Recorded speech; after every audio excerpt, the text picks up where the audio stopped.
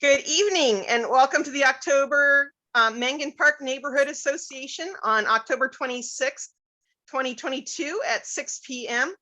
And we are happy to welcome lots of great neighbors and speakers this evening. Our first speaker is going to be Captain Daniel Monk of SacPD for our standard Mangan Park safety minutes.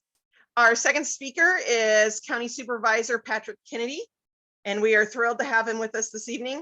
Our third speakers for the evening are going to be United Latinos Green Team to give us a Mangan Park Air Quality Monitor update. And if we have any time left over, I'm going to be talking to you about those pesky Mangan Park property taxes and what I have learned about how they're calculated and how we need to be advocating for ourselves. So, with that, I would like to welcome Captain Daniel Monk for our first agenda item, SacPD Safety Minutes. Captain Monk, take it away. Well, good evening, everyone. Thank you for having me. In my line of work, no news is good news, and so I'm going to be short and sweet tonight. So happy to report that we haven't had anything significant going on in your neighborhood in the last month, so that is always good. Last meeting, there was some discussion about an individual with a camper shell that might be involved in nefarious activity over there. As luck would have it, Brian Kinney was out and about and happened to see the individual over there. And he stopped and talked to the individual and found out that the vehicle is registered in the neighborhood. There might be some sort of a disagreement with the property owner as to where he can park it and he can't park it. So Graveyard is going to keep an eye out for it, but right now it may not be as nefarious as we had additionally thought. So that is certainly good news. And then the other only piece that I have for you is, I'm not sure if Brian had mentioned it, but we have had a little bit of lieutenant movement in the South Command. Ray Villegas was previously on Graveyard, and he is now the day shift watch commander, and he is responsible geographically for the pocket. Christy Morris was the day shift lieutenant, and she has switched to late watch, and so she is now responsible for oversight over 5A for our police district, which is essentially the Meadowview neighborhood. And then sadly, I don't know if you knew or not, but we're losing Brian Kinney. In about a month or so, he is going to be leaving us, as he was selected to be the next individual to oversee our internal affairs unit. So he's going to the chief's office. And we are going to be pulling out Greg Galliano out of our policy section. He is going to come out and replace Brian, and he will be responsible for 4A and 4B. So, you know, I know it's tough when we have all these changes, but it really is good for the health of the organization to move people around and get them different experiences. So we think about planning for the future when our current leaders leave, that we have individuals that are ready to step up and take on that role. So, with that, I will open it up to any questions.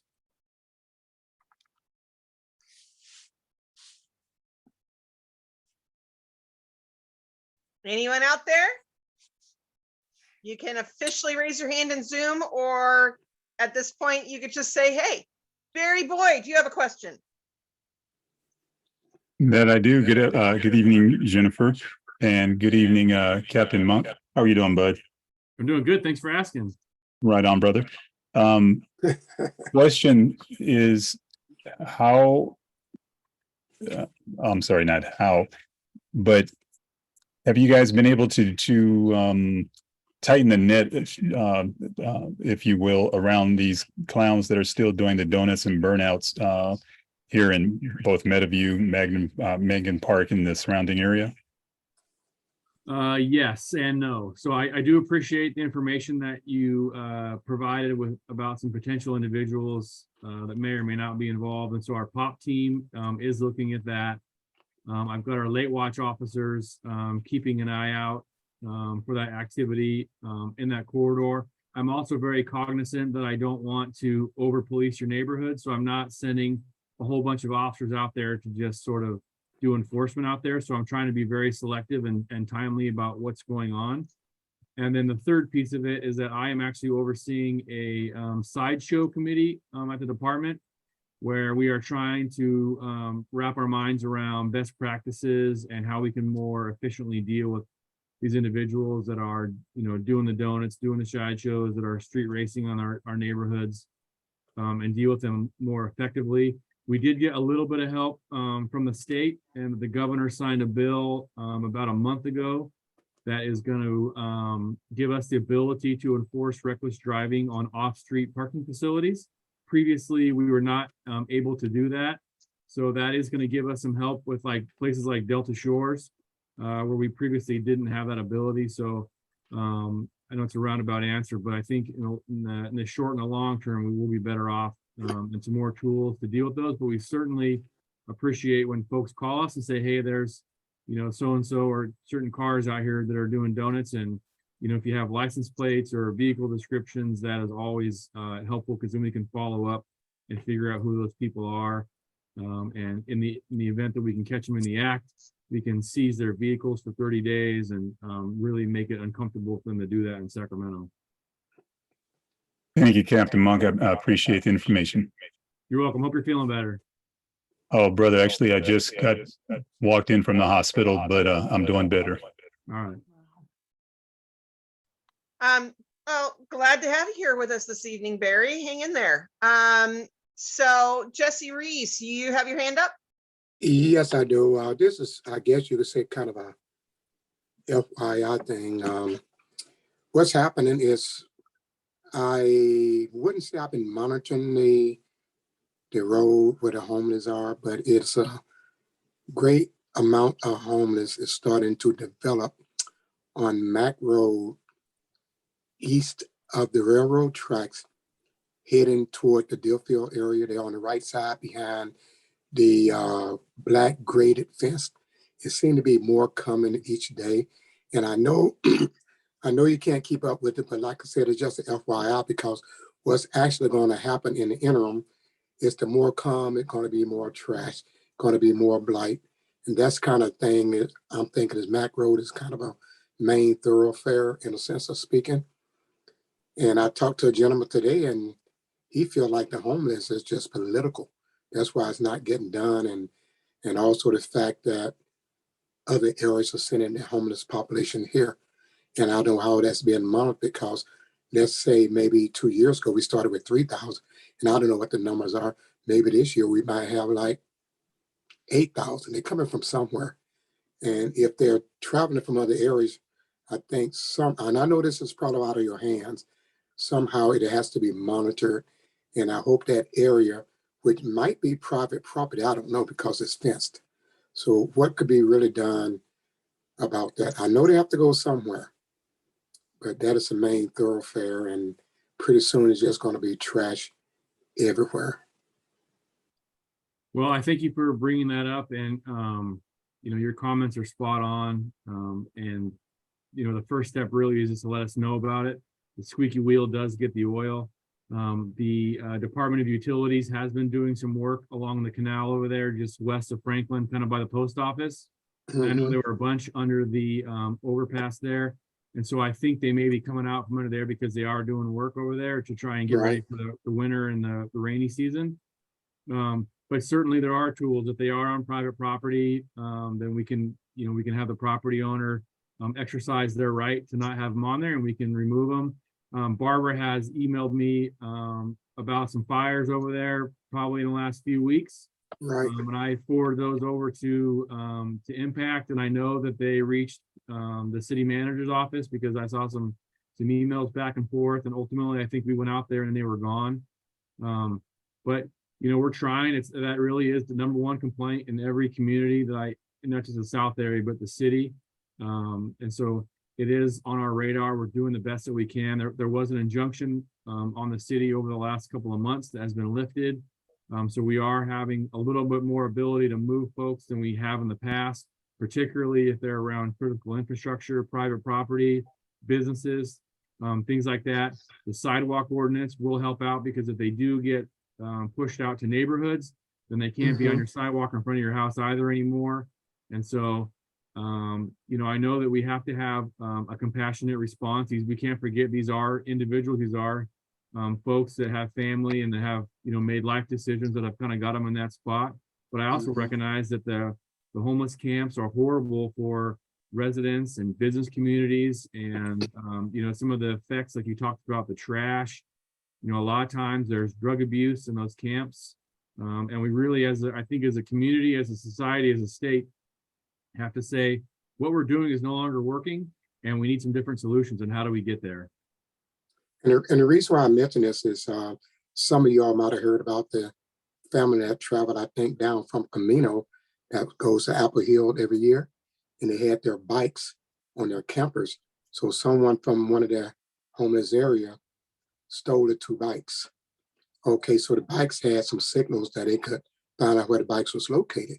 So I guess the guy took the law in his own hand and went there to try to get their bikes. And all of a sudden, the homeless man threw a rock and hit him upside the head. I guess what I'm leading to, a lot of them are starting to get violent, and they starting to think that they can really get away with it. And that's the part that scares me. Like, I even stopped at McDonald's to get something to eat before I put my car in the shop this morning. And right at the end of the drive-through, there's individuals standing there, like, looking at you like, if you don't give me something, I'm going to do this. So, you know, those kind of things are being, I mean, we're being slightly intimidated by them because they know what they can barely do. And I know you can't, well, and I say you, but you put them in jail, and what is that going to do? That's not going to solve the problem. But that was just a little food for thought. No, and I appreciate the feedback, and I had not heard that story. But you know, it is problematic. We have a lot of individuals that are out there suffering from mental illness, and they're suffering from addiction. And you know, the laws in the state make it really difficult for the criminal justice system to help folks that are suffering from addiction on the streets to get them off there. Right? The old days, like when I was a new officer, you know, if you caught somebody, if they had some crank on them or methamphetamine, they went to jail because it was a felony. You know, the district attorney's office could offer them, you know, up to a year in jail or prison, or they could go get treatment. And you know, anecdotally, I hear that a lot of times they would take treatment because it was a shorter time span, but now because it's a misdemeanor, we give them a ticket, they stay out there, they continue to use. And so it's really difficult for us to force folks that are addicted and on the streets to get that help. And so, you know, we certainly see that same abrasiveness that you're talking about. Assaults on police officers are way up this year. And, you know, there's definitely, I don't know if it's, you know, the drugs, the chemistry has changed. We're starting to see fentanyl in almost all kinds of drugs now. The proliferation of it, it's very easy to get. And, you know, those are certainly things that, you know, we are starting to struggle with, but how do we sort of get back into influencing or impacting the flow of drugs on the streets, and also looking at it from the perspective of the users, and how do we get them treatment, and looking at it from both perspectives and trying to impact some of the issues that we see out there.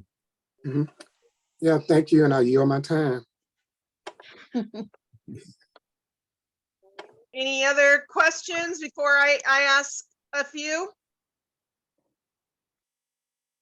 I did have something to comment on. I have noticed cars that are parked squarely in front of the street that I live on, and they'll just sit there for hours on end. And, you know, it kind of makes me uncomfortable because I don't know if they live in the neighborhood or, you know, why they're just sitting in their car. And I know there's little kids that want to go to the park. I want to take my dog to the park, and, you know, I kind of try and avoid that because you just never know what they're doing in there, if they're doing drugs or what. Certainly. And I'm And, talking about Magnum Park.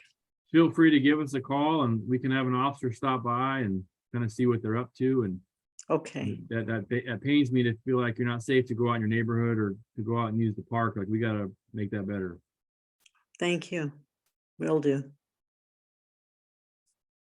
Other questions for Captain Monk?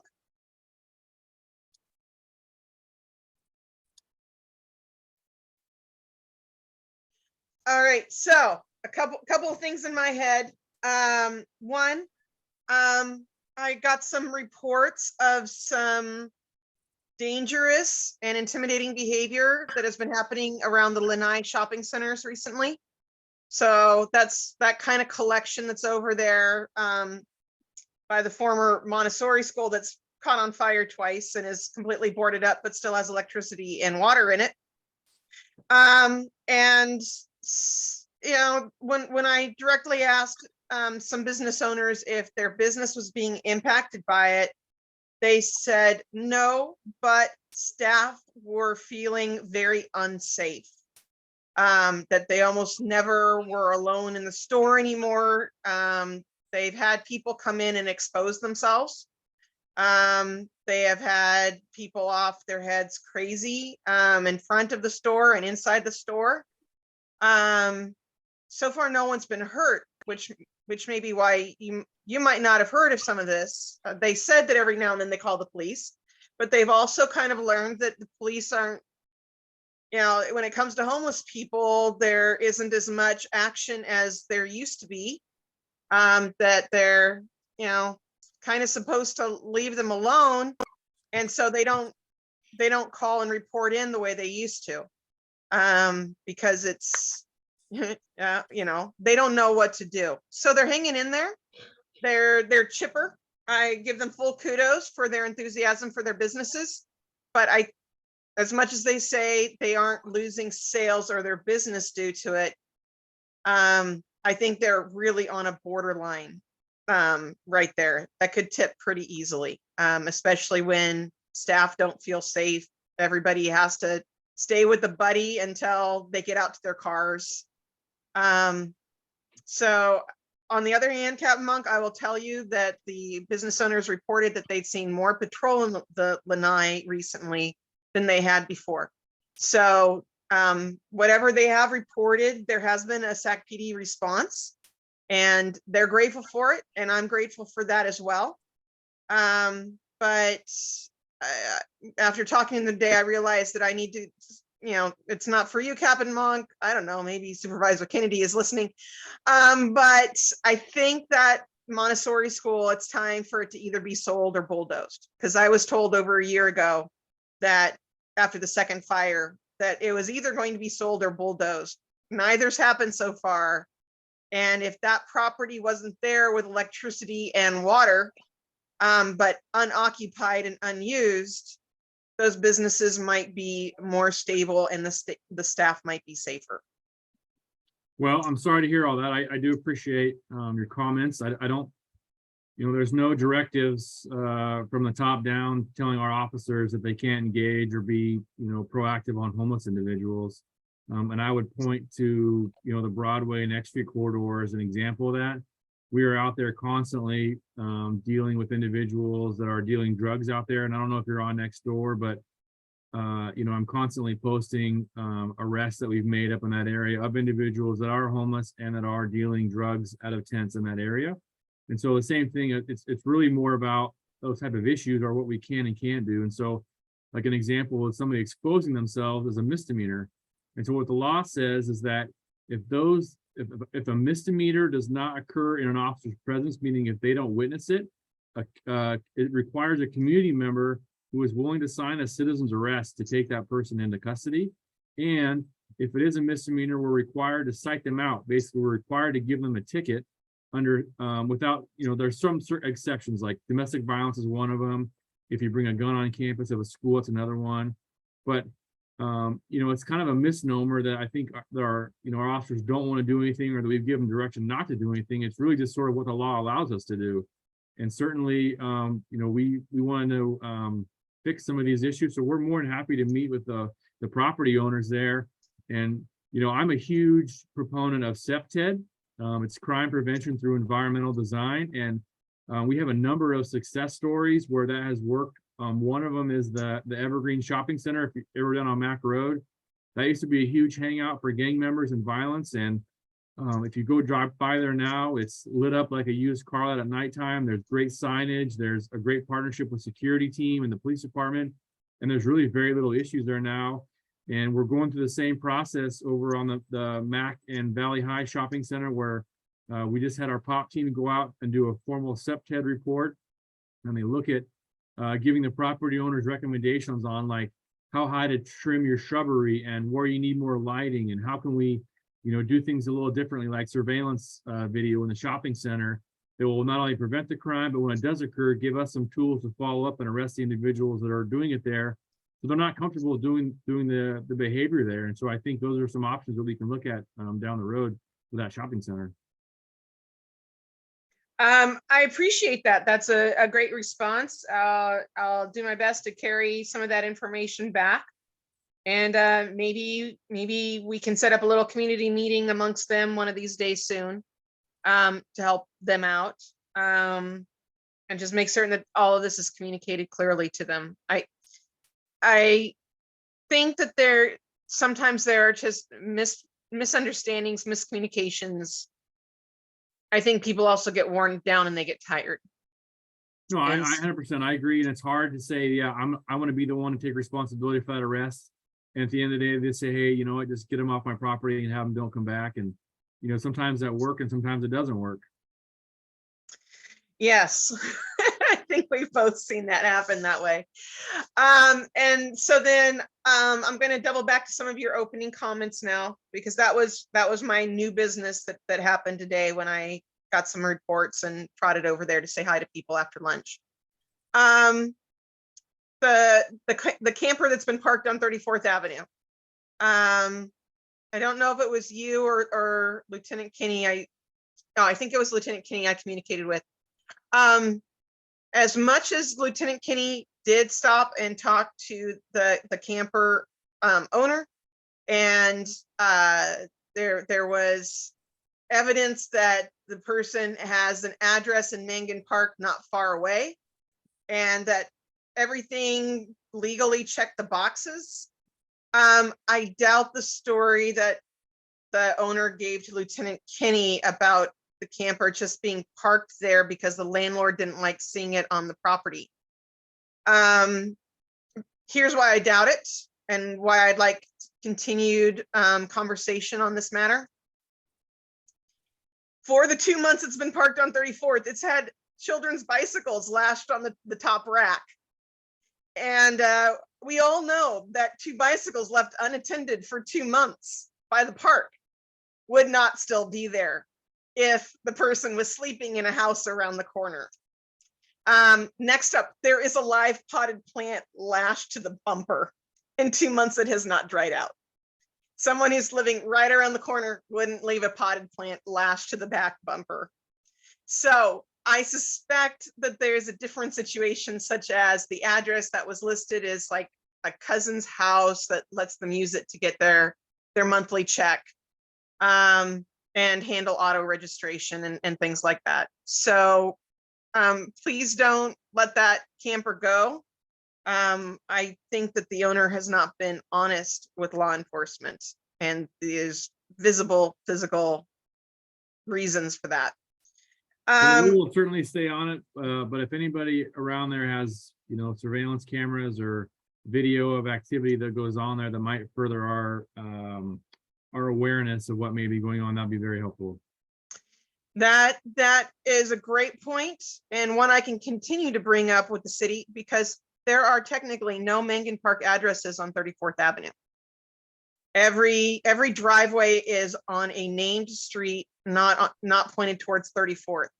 So 34th is on the short side of some neighbors' houses, but that's typically not where neighbors put their cameras. They put their cameras on their front porch and their driveway, and their neighbor's front porch and front driveway. And 34th has none of that. Plus, it's right, they park typically in front of the former City Tree Nursery, which is currently abandoned. And every now and then when they do move it, they move it into the parking lot of Mangan Park itself. So we need cameras on city property in order to monitor that activity. I can encourage people to take discrete photos as much as possible in the meantime, but there is a strong need for city support for cameras on 34th. But that's not your problem. That's my problem, and maybe Jaslene's problem. Hi, Jasleen. Then what else was it? Oh, back to the sad news and the good news. So when are we losing Lieutenant Kinney? You know, I don't have the date or exact date on the top of my head, but it will be the first part of December. Okay, so early December sometime. We don't have much time left. And so, and that, is that Lieutenant Greg Galliano these days? It is, yes. So Greg, I'm very excited.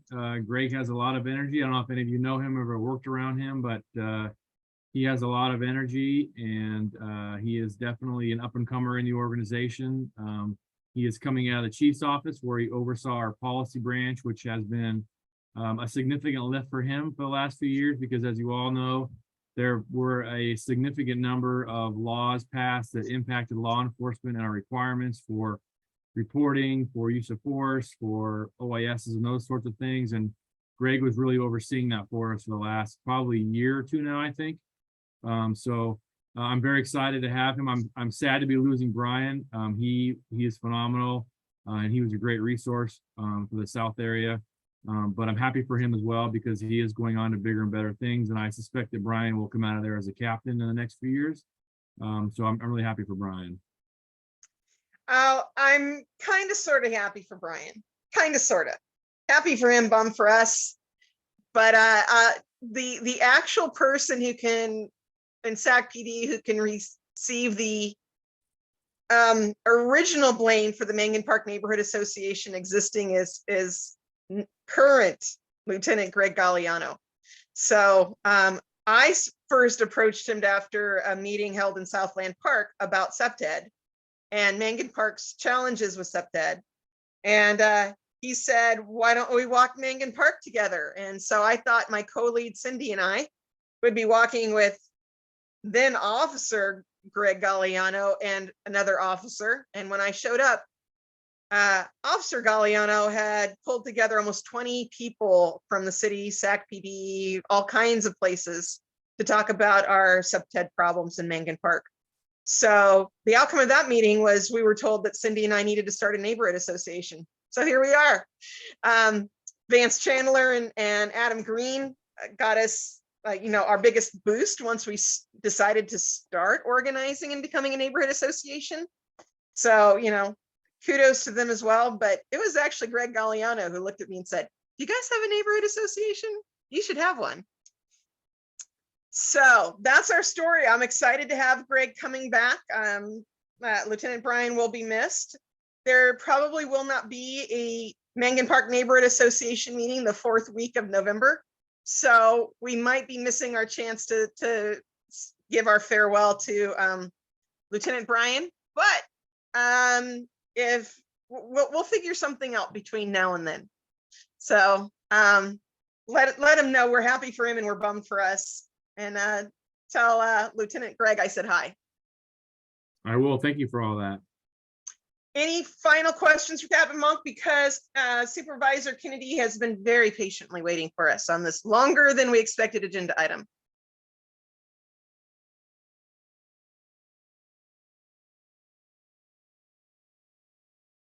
All right. Well, Captain Monk, thank you so much for your time, your expertise, and your patience and graciousness in your responses this evening.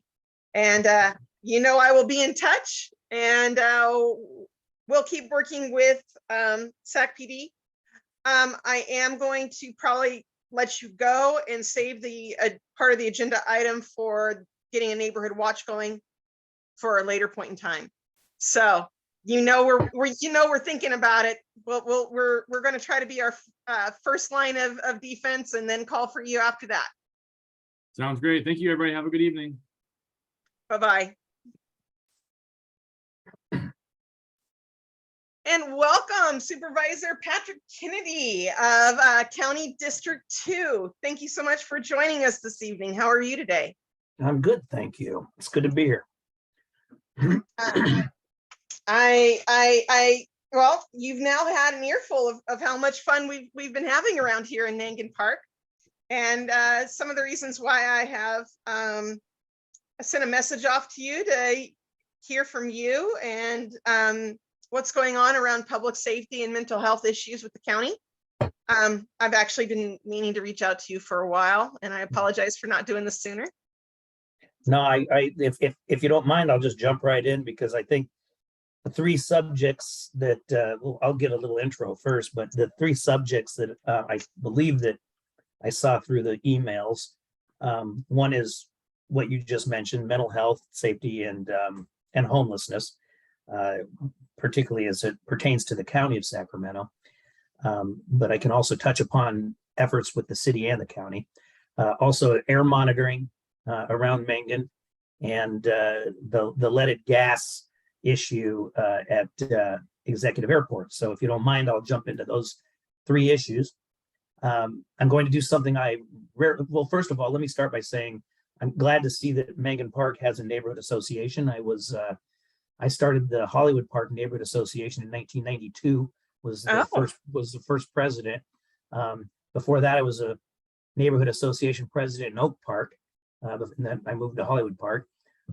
So I got my teeth cut on public service really in the neighborhood organizing and home and neighborhood association movement back in the early 90s, late 80s actually. So yeah, and it was always difficult to get folks on one side of Fruit Ridge interested in getting involved with the neighborhood association on the other side of Fruit Ridge. Even though so many of the issues are the same, there was always that dividing line of Fruit Ridge, which is pretty significant. So, I've encouraged a neighborhood association in Mangan Park for many years. So thank you, Jennifer, and all of those of you that stepped up to do this. I know it can be a very rewarding and thankless job at the same time. And so I thank you for doing it. If you don't mind, I will start with the air monitoring issues. And I'm going to do something if you know me at all, I rarely ever do, and that's refer to a lot of notes here because, I'm a lawyer and this is science. And so I want to make sure and get it right. I did meet with the executive director of the Air Quality Management District today to make sure my numbers were up to date and accurate. And he assured that they are.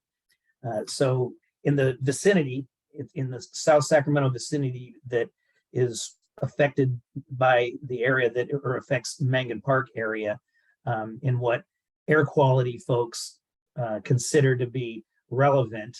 There's more in South Sacramento, but relevant to Mangan Park. There's actually 6 monitoring sites. They were installed by the Air Pollution Control District as part of AB 617, the Community Air Protection Program, to measure for toxics, which include lead, which is one of those that you're interested in. When that came out, when AB 617 came out, Larry Carr was actually the city council member, not in District 5, but in the neighboring district. And I will give Larry credit. He was a champion of making sure that South Sacramento got its share of AB 617 funding and programs. And we now have a higher proliferation of air monitors in South Sacramento than in any other part of the county. And which is the whole community air protection program was intended to address environmental justice neighborhoods, lower income neighborhoods. So South Sacramento was a natural, and those neighborhoods that for years had been overlooked in such efforts. That was the whole purpose of AB 617. And I think that as an air quality management district, we've actually done a very good job of implementing the spirit and the actual program. So the concentration of the air pollutant, first of all, I'm going to just say this. For those of you that are in the scientific field, forgive me if I state something slightly wrong, but I think everybody will get the gist. So the concentration of air pollution is given in micrograms, which is 1/1,000,000th of a gram per cubic feet of air. It's an AUG/M3. So 1/1,000,000th of a gram per cubic meter of air. So keep that in mind as I give you the next numbers. The numbers I'm going to give you were numbers that were taken between August 19th, 2020 to December 12th, 2021. So over a year, about a year and 4 months, 16-month period. The maximum daily concentrations recorded at any of the 6 sites, I won't go into that number. It's 0.0144 UG per M3. But what's most important, and the closest site to Executive Airport recorded a daily of 0.0126. Those results were at least 10 times lower than the EPA's air quality health standards for lead.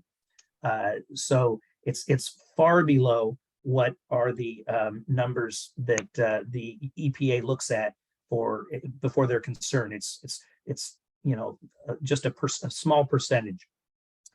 In addition to the 6 sites, in early 2023 at Fern Bacon Middle School, which is as a crow flies or more relevant as a small plane flies, we'll be installing a comprehensive air monitoring mobile laboratory that will include lead measurements as well. So we'll have another site online that is very sophisticated piece of machinery. In addition to that, you spoke about the United Latinos earlier, and that they'll be talking earlier. Well, you know, they're a great member of the community, and they've also conducted lead monitoring nearby the executive airport with a separate grant apart from the AB 617 money. The first phase of their monitoring was conducted at St. Rose Church on Franklin Boulevard in January of 2022. Subsequently, the site was moved closer to the airport boundary at Mangan Park, downwind of the main runway in June of 2022, so just a few months ago. The results were consistent with the other 6 sites, and their results were about 5% of the EPA's air quality standard. So it's well with, I mean, far within anything that gives the EPA any concern for lead in that area. And I'll just break there if you have any questions before I go into the leaded gas. It's at Executive Airport. Got it. I know we've got some really good environmental advocates here. Questions at this point on the report so far? Okay. So I will actually say, where are the 6 monitoring sites, or is there a map on the SMHD's website or anything? there is, but it wouldn't have meant anything because I don't know how to share documents, so I would have just held it up to the camera and it would not have worked, but I'll make sure you get that. Yes, please. I would love to have a link so I can tell everybody and one of the more active sites. There was also, I'm glad you brought that up though, because I saw in the emails there was a question of, you know, why isn't there one at Capital Commerce Center? And actually there is one at Capital Commerce Center. So it's right there, and that is actually because of the flight patterns, regardless of where the runway is, because of the flight patterns. That's one of the most heavily monitored for Executive Airport, because again, if you look at it as a crow flies, that's very close when it comes to air quality monitoring. So there is one there. That was a question that came up.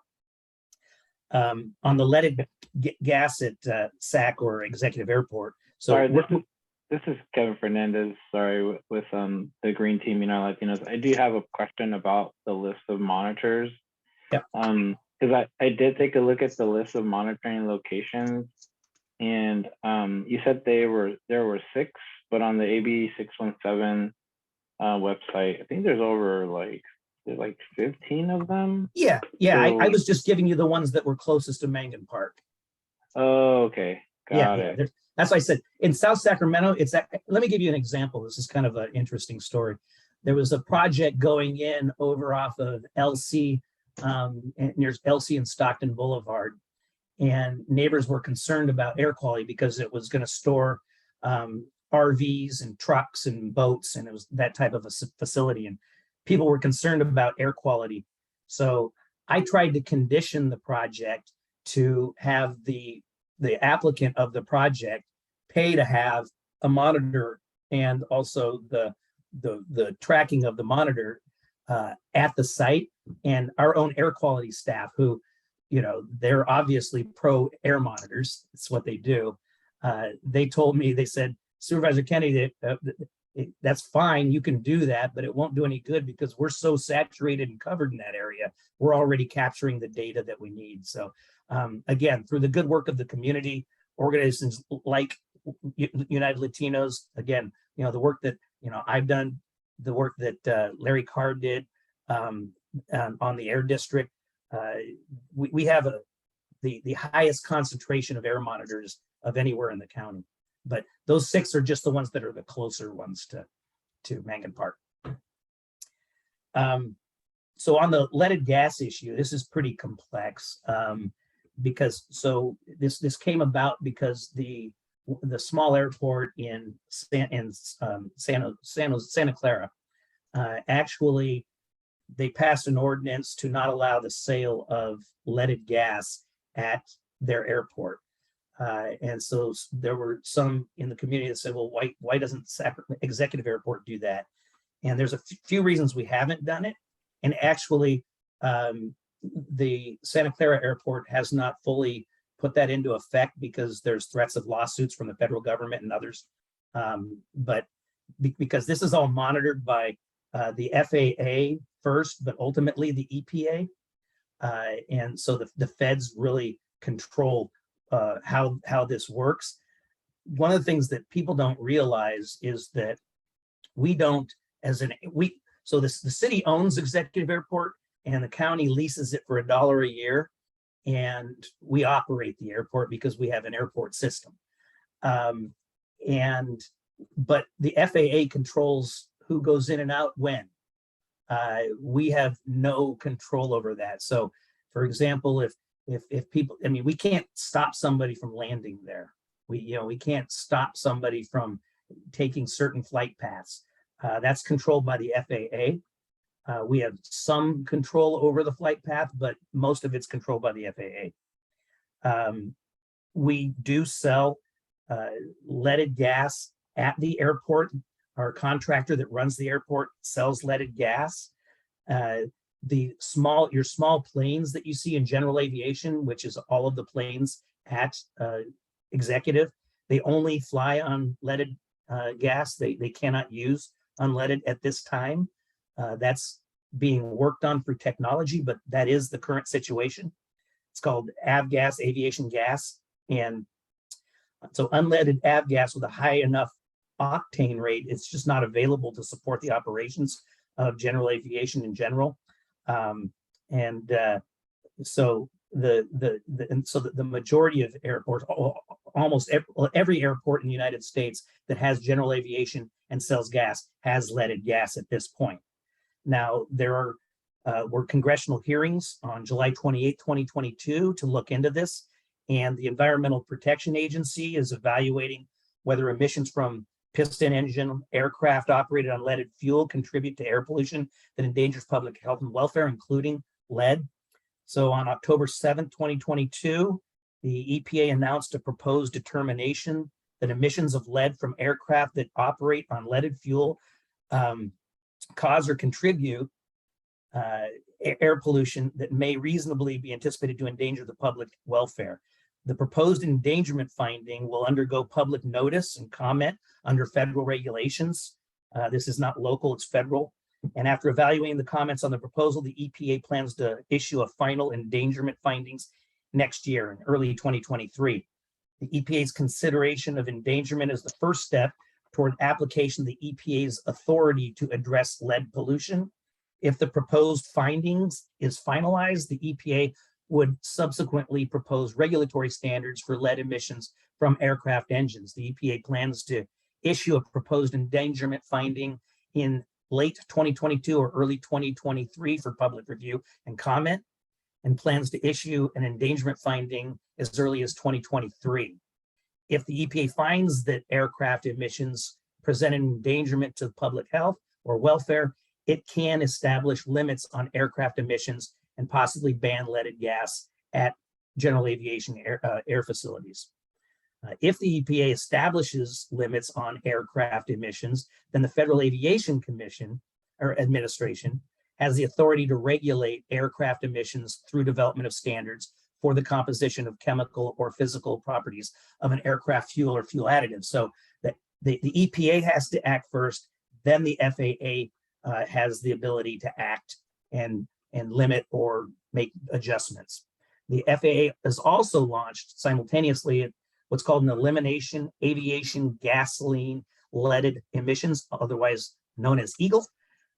initiative in partnership with various stakeholders, including the EPA and the airline industry, and also environmental organizations, which aims to eliminate the use of leaded aviation fuel nationwide by 2030, without adversely affecting the existing piston engine aircraft fleet.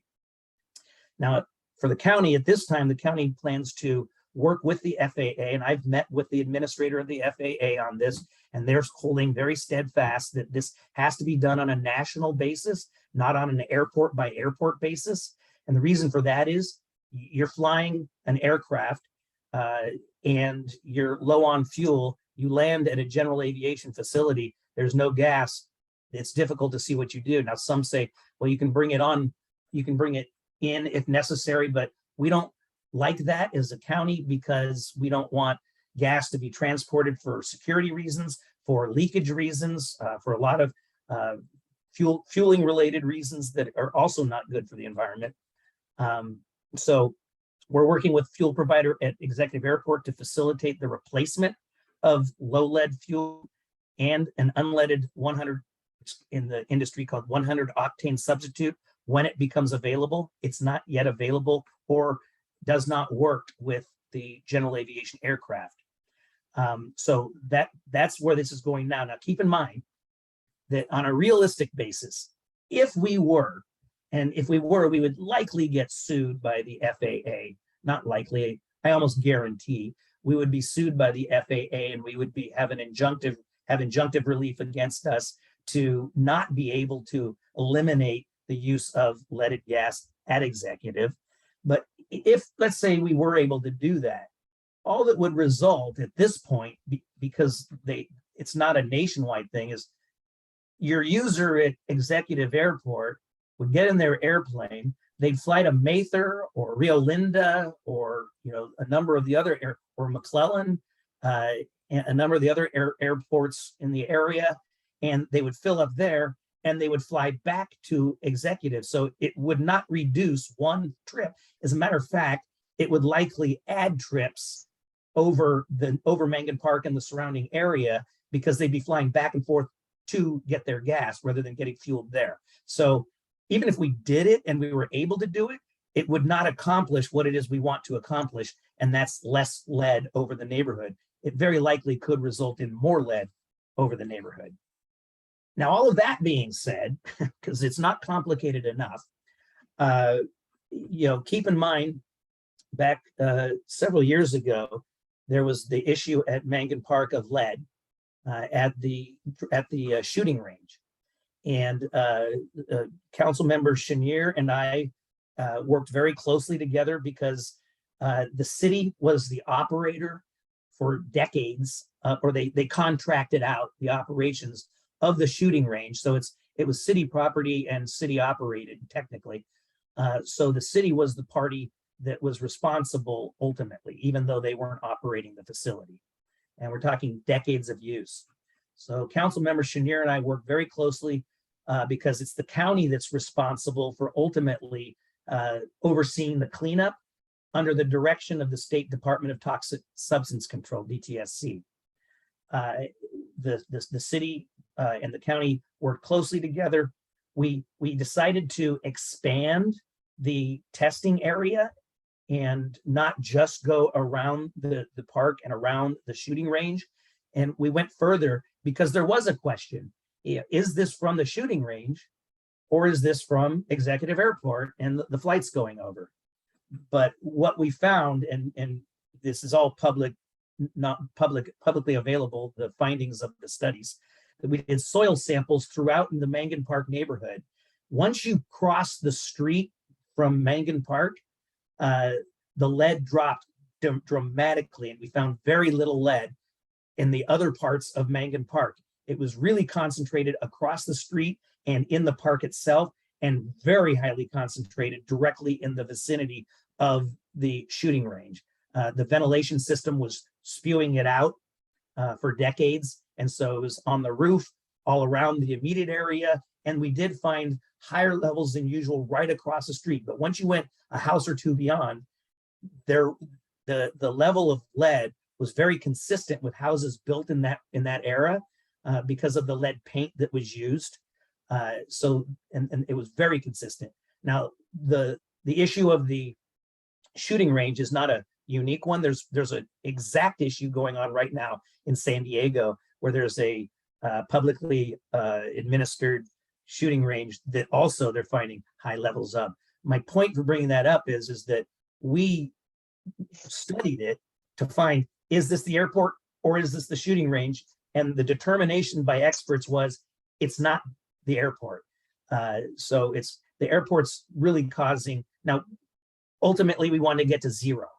But as I said, we're at about 5% of the level of what the EPA allows.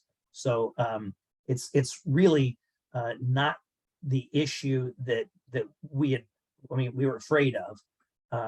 And so with that, I'd be glad to open up questions. I have a few questions. And thank you so much for sharing. I know that takes a lot of effort and work to gather all the information and talk about it.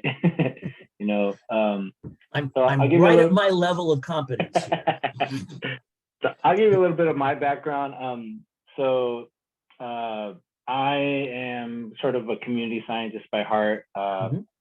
I studied chemistry at university, and for my 9 to 5, I work with data, specifically in healthcare. I work with healthcare claims and all that fun stuff. So I'm pretty like data-driven person. Yep. So, you know, and feel free to push back if you can't answer any of my questions, because you're going to be definitely on the data. Well, Kevin, what I'll probably do, I'll just give you a heads up, because you probably want to dive deeper into the data than I'm able to provide, quite frankly. But I am the incoming chair of the Air Quality Management District, and I also am one of 5 people that runs the airport. So I have no problem setting up a meeting with the right people to get you the answers that you're looking for. So great. Beyond that, go ahead. I'm welcome. I welcome any questions. I just want to give you that warning. Yeah, sounds good. The AB 617 monitors, these monitors have been monitoring the air for how long now? A year, maybe? No, it's been at least 3 years. 3 years. Okay. Yeah. Okay. And then as far as the study goes on the lead that was spewing out of the gun range. Yeah. How long was the gun range there?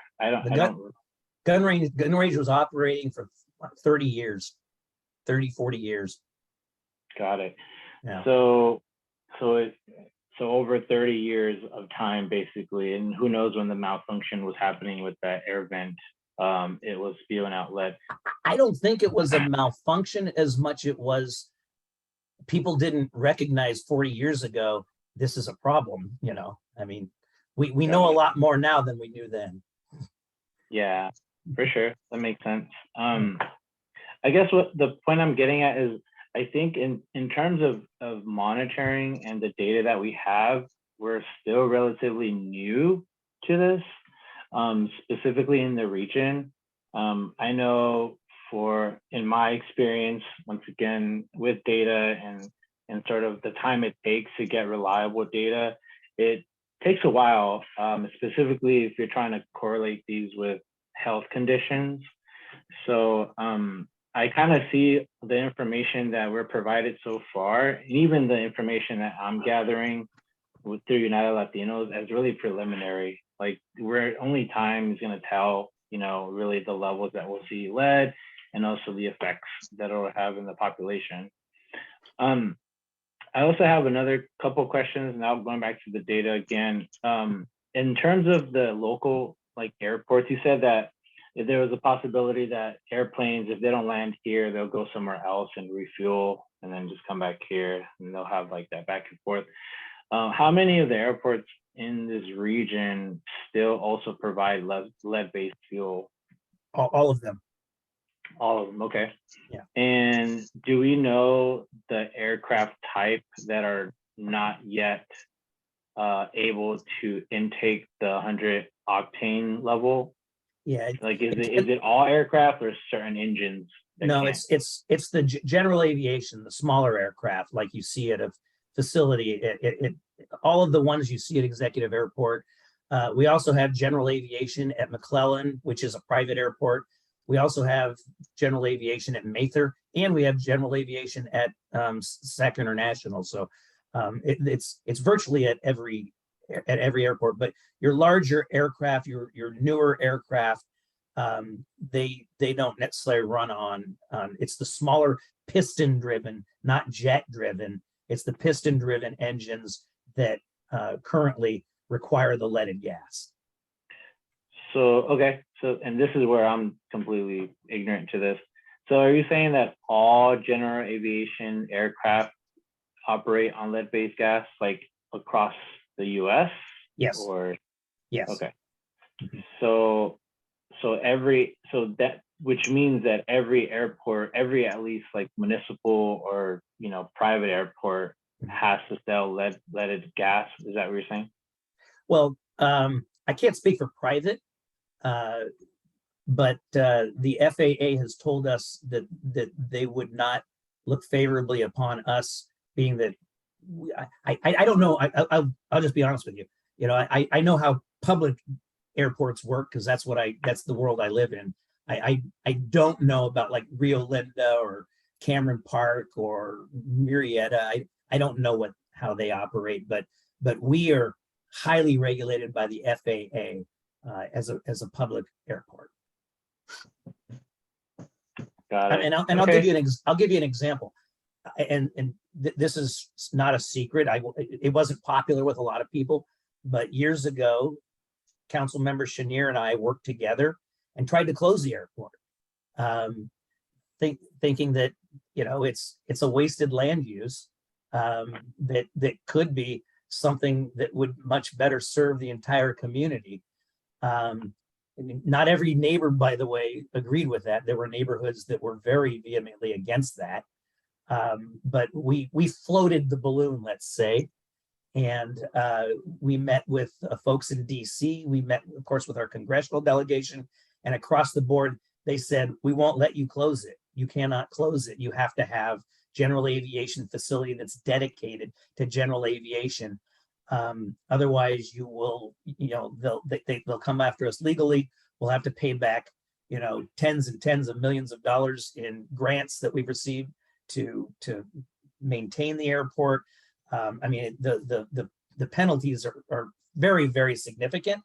There's only been one general aviation airport closed in the United States in the last 30 years, and that's Santa Monica, and it took 30 years to close it. So closing the airport was something that,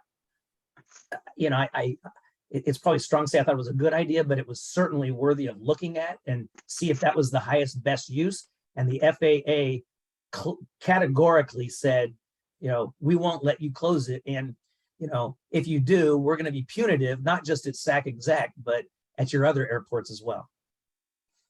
For sure.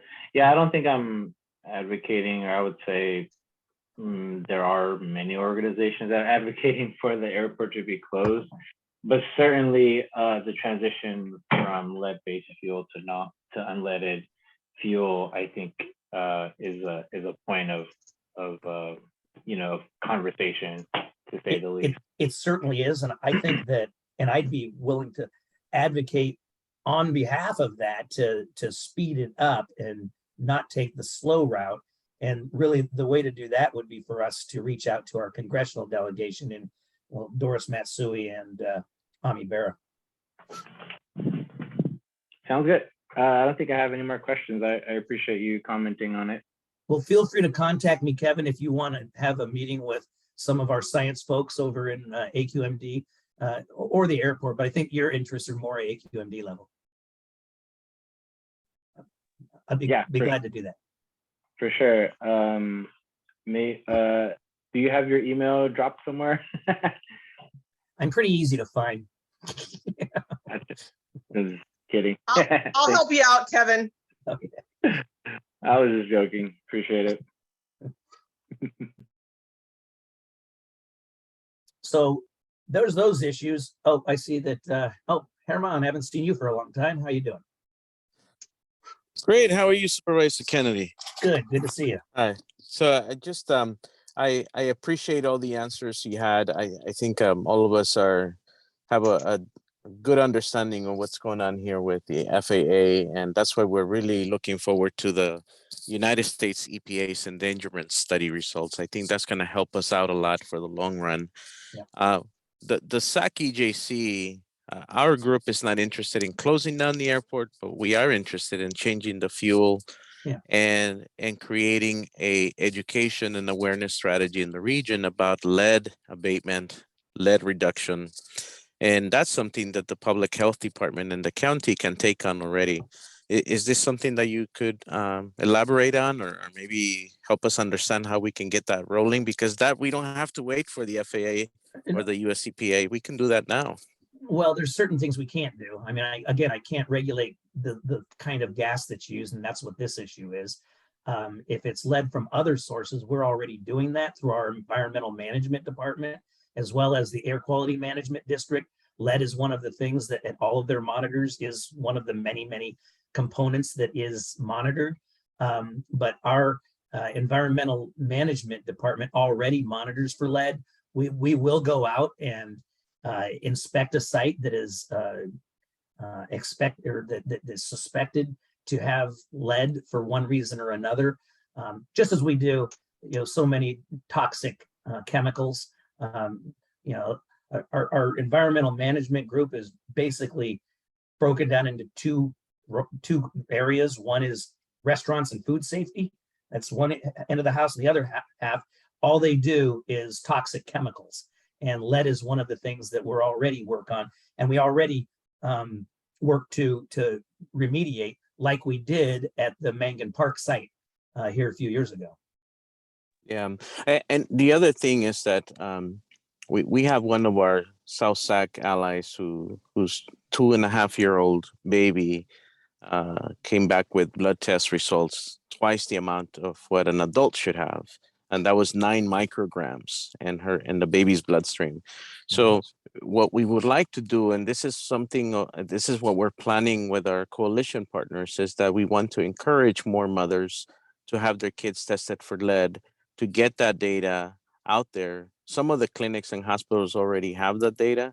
So I imagine that as soon as that starts coming out about the level of the micrograms that are allowed, or actually there is no safe amount of lead in anybody's bloodstream. Right. But this kind of thing will also require for the county to coordinate with us. So we'd love to figure out a way to get that kind of education done so mothers can test their children, especially in South Sacramento.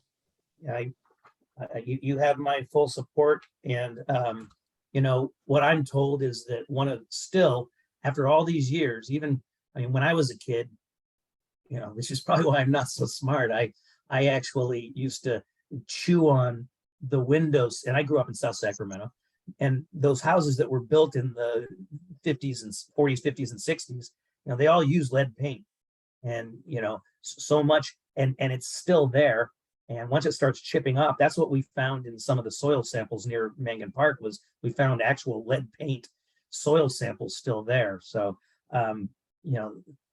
that's one of the big culprits still in housing stock of this age. But I'd love to get into more detail how we can talk with environmental management as well as our health department, and also they can do a better job of explaining exactly to the detail what programs we already have going.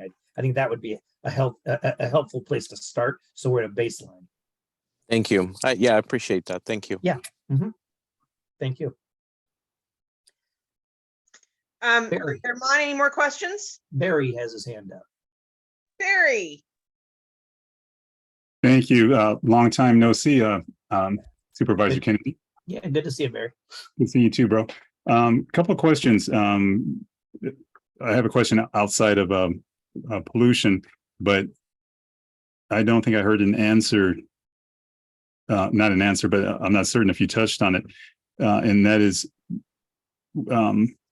Herman Barona gave us a very detailed presentation last week at the Meadowview Neighborhood Association meeting in regards to the difference between the air quality monitors that are displaced throughout Sacramento that are being used now versus the federal air monitors that are needed to activate federal response. To that, again, I'm a novice at this. With that said, so if you could help clear up for us, is it in fact, even after monitoring a year and collecting the data with the current, air monitors that are in use, would that then necessitate a need to move to the federal air quality monitors after that data from that first year, the regular air monitors, and then the data would say, okay, yeah, there is an issue. Okay, so now you must get the federal air quality monitors to actually collect that data, and then a year of collecting that data before an actual change will happen. If so, why not let's just start with the federal air quality the federal air monitors versus the monitors that are now being used. Sorry for that. I can't speak. Herman can speak better to what was used, because you got to give them credit. They went out and did their own monitoring and got grants for it. I can't speak to what they were using, but the Sacramento Metropolitan Air Quality Management District, the monitors that we're putting out under AB 617 are the state of the art. I mean, they do what you're looking for. I can't say for sure that they're federally. I can find out, but I do know that these guys. Let me just tell you this: these guys aren't pushovers when it comes to air quality. I mean, the guy that's in charge of the Air Quality Management District. I don't know if you saw the documentary on bringing Volkswagens over the world to its knees, and when they were cheating on their diesel. Well, the guy that did that, we're blessed to have in Sacramento is Alberto Ayala. He's the guy that did it. If you watch the documentary, he's all over the thing. I mean, it's practically his story. He's the executive director of our air quality district. This guy, he's tough. And so he goes hard on industry. He goes hard. I mean, and he's a huge proponent of EJ communities. I do know, and I have asked the question before. Is this the state of the art that we're using here that's going to detect what we need to be detected? His answer was yes. I can't speak to whether or not. I don't know what federally qualified means. I'd have to look that up and get back to you on that. I appreciate that. Thank you for your answer there. If you don't mind, I do have one question that hopefully you'll be able to put this issue to rest that seems to keep circulating around and getting different perspectives in regards to an answer. The power plant there at Campbell's Soup that SMUD is shutting down, is that power plant going to be taken over by a private owner, restarted, and be the power source for an anaerobic digester there on site at the old Campbell's Soup? No, I can give you a definitive answer. No. Thank you very much. Yeah, there were. You're not. I mean, it wasn't made up. There were anaerobic digester companies that looked at that site because of new laws in recycling of green waste, and we're all going to start recycling our food waste and all of that in a different way, so it's turned to compost and not burn, which helps our air quality. So those regulations came down from the state. Unfortunately, like the state is very good at doing sometimes, they give local government mandates, but they don't tell you how to do it, and they usually don't give you money to do it. So we've been struggling with figuring out how to do it. One of the ways to do that, and I have visited them throughout the state, is anaerobic digestion. It is a technology I'm very interested in using in Sacramento County, but it will not be used at Capital Commerce Center. Even if I wanted to, which I don't, the ownership said it doesn't fit with our plans. We don't want it there. You know, they went down and visited. There are odors that are involved. It's not appropriate in an area that has a neighborhood around it. So I can definitively tell you there will not be an anaerobic digester at Capitol Commerce Center. Thank you for that, Supervisor Kennedy. That's the end of my question. I will state to you, I'm gonna call your office this week to set up some time to speak to you on some unrelated matters. And good to see you, bud. Always good to hear from you. Thanks. Looks like that's it for that. Now you want me to move on to homeless issues? Let me pause and think for a moment. Before we go on to homeless matters, I do want to thank you for preparing so thoroughly for this segment so that everybody knows I really only gave him 2 days notice on this item. And I thought that we would do more of a just kind of a neighborhood check-in and let him hear from all the people who were going to be at the meeting who are concerned about this. I was not expecting him to suddenly arrange meetings and get in and talk to everybody and come in and be this thorough. So I want to thank you for taking the request to heart and preparing as much as you did in the 2 days that you knew about it. Well, I believe in lifelong learning. Well, it's reassuring. It makes me feel like you are with us on this, and that this is a conversation we can continue to have. I also, before we switch gears, wanted you to kind of give you a little feedback from Mangan Park on the subject of the airport and what's going on. One, we can tell you that we have a lot of respiratory problems in this neighborhood, especially amongst people who've lived here a long time. Whether or not that's the gun range that is now closed or the airport. When I talk to families who have been here 10, 15 years, almost always one member has some sort of diagnosed significant respiratory ailment. Asthma is very common. I will tell you that after living here for 8 years, I developed adult onset asthma that I never had before. So I hear a lot of that in this neighborhood, whether that is due to lead levels or to something else, I don't know. That is why I reached out to United Latinos and I have talked to them about, stretching the budget as far as they can to test not only for lead, but for PM 2.5 and other sorts of particulates that could still generate the kinds of health problems that we have. Mm-hmm. So that is one concern from your constituents who voted for you in June, that we know we've got problems and even the state and federal environmental justice scans say that Mangan Park is typically somewhere in the 94th or 95th percentile, both statewide and nationwide, for respiratory problems. So it's not just us noticing this, the state and federal environmental justice scans say it too. Then if you wanted to know how Mangan Park people feel about keeping the airport open or closed. It's not closing. So I know, but just the mood of them. Okay. There are some people who want it closed. There are other people who don't. So just as in my conversations with neighborhood association lead, checking in on them, I wouldn't say it's 50-50, it's more like 70-30 as far as having concerns. 70% say keep it open. About 30% are like, yeah, I could do without an airport at the end of my street, but I don't know what that answer means. So that's public feedback. If you want to know, the neighborhood association does not have an official position on this. If you want to know a little bit about the viewpoint of the person who invited you here, then I just want the testing.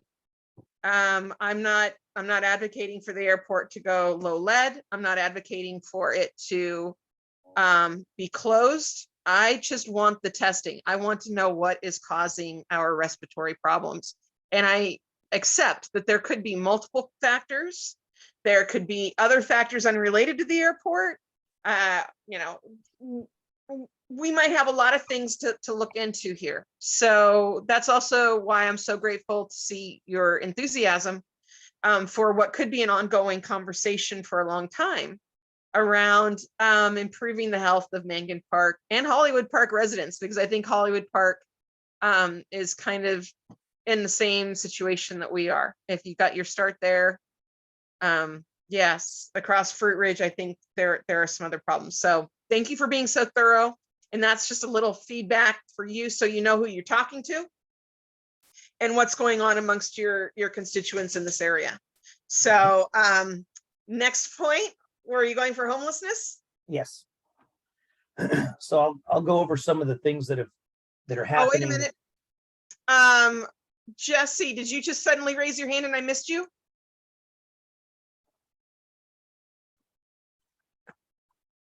Well, before Jesse goes, I'll address his earlier concern about homeless people coming from other areas. And as you know, we did a point in time count, which we typically do every 2 years, but it was more because of COVID.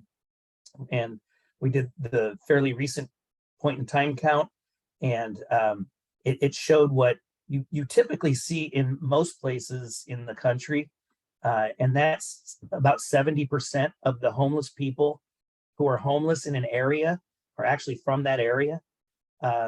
It's a myth that people are coming, because there's programs here, and, people say, the only reason people are coming here is because we're offering all these programs to homeless people.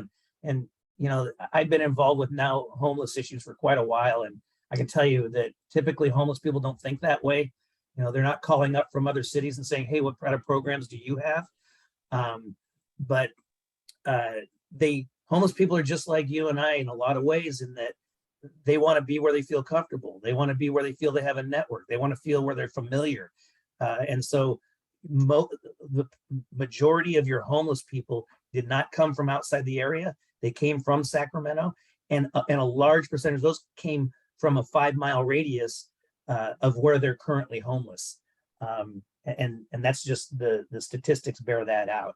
But it's a common misconception. Well, that's definitely the myth that I've been hearing. And yeah, it's very common. So can I add something to that, or you want to? Yes, sir. It's your floor. Oh, okay. Also, this is all hearsay, so we don't know really what's going on.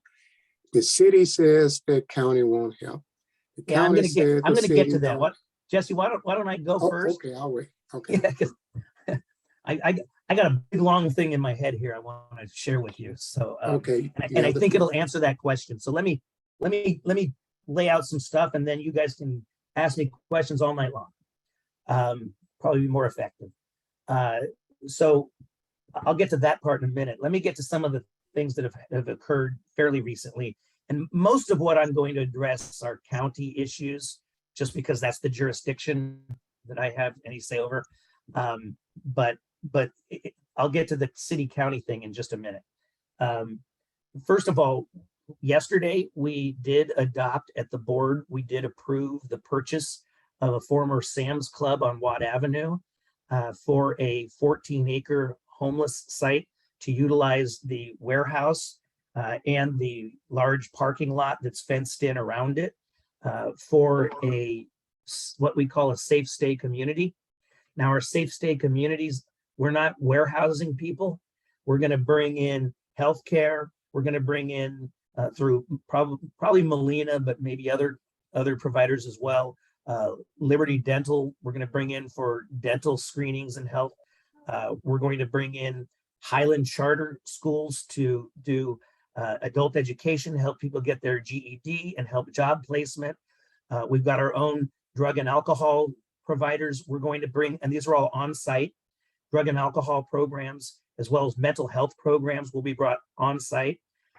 So the key is to these safe stay communities is they're not intended to warehouse people and then just walk away and say problem solved. It's to get people hooked up with services, SSI, Cal Fresh, Cal Works, and so many other services that the county and our partners offer, and get people clean and sober, to the degree that we can, and to get them ready to move on and help them find more permanent housing and move them out and move someone else back in. If we're just warehousing people, we've failed. That's not solving any problem. That's just hiding a problem. So that's what our safe stay communities are doing. The first 2 safe stay communities in the county that were approved are at Florin and Power Inn, in which there will be 100 of what we call tiny homes. These are they will have all those services. They'll also have showers, and they'll have 2 meals a day delivered to them. They will they'll have security 24 hours. They'll have not just security, but staffed 24 hours from the provider. And we have a provider that is actually very, very experienced, called CityNet. They're very experienced at doing these exact programs throughout the state. I'm very, very pleased that we have them. They get it. They know how to work with this population. They've done it a long time, and they've had great success in other communities. They're going to be doing the first one at Power Inn and Florin, and then the second one is going to be, and that one's 125 people. The second one's going to be 75 people at East Parkway. Most of the folks at East Parkway are going to come from directly around there, because East Parkway is kind of unique in that it's an island, and we're actually doing it in a county parking lot. Where our health department is housed. We're going to put it in our county parking lot. They'll be fenced with security, privacy fencing, so you can't even see what's going on when you're driving by. You don't know what's there. Because one of the things that we found is that congregate settings, and I had a meeting with Councilmember Chenier the other day and others, and we all agreed that congregate settings, meaning these big areas with 100 people in them, just don't work. Particularly during COVID, they didn't work at all.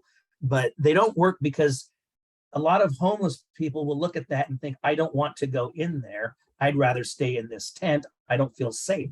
If you have someone who has mental health issues, they can't handle being in a big tent full of 100 to 150 people. They'd rather not go in, and we can't force them in, obviously. So congregate settings, most communities are getting away from those large congregate settings and looking to smaller sites. These tiny homes offer an opportunity for a person for dignity and security. They can go in, they can lock the door, and they have their stuff in there.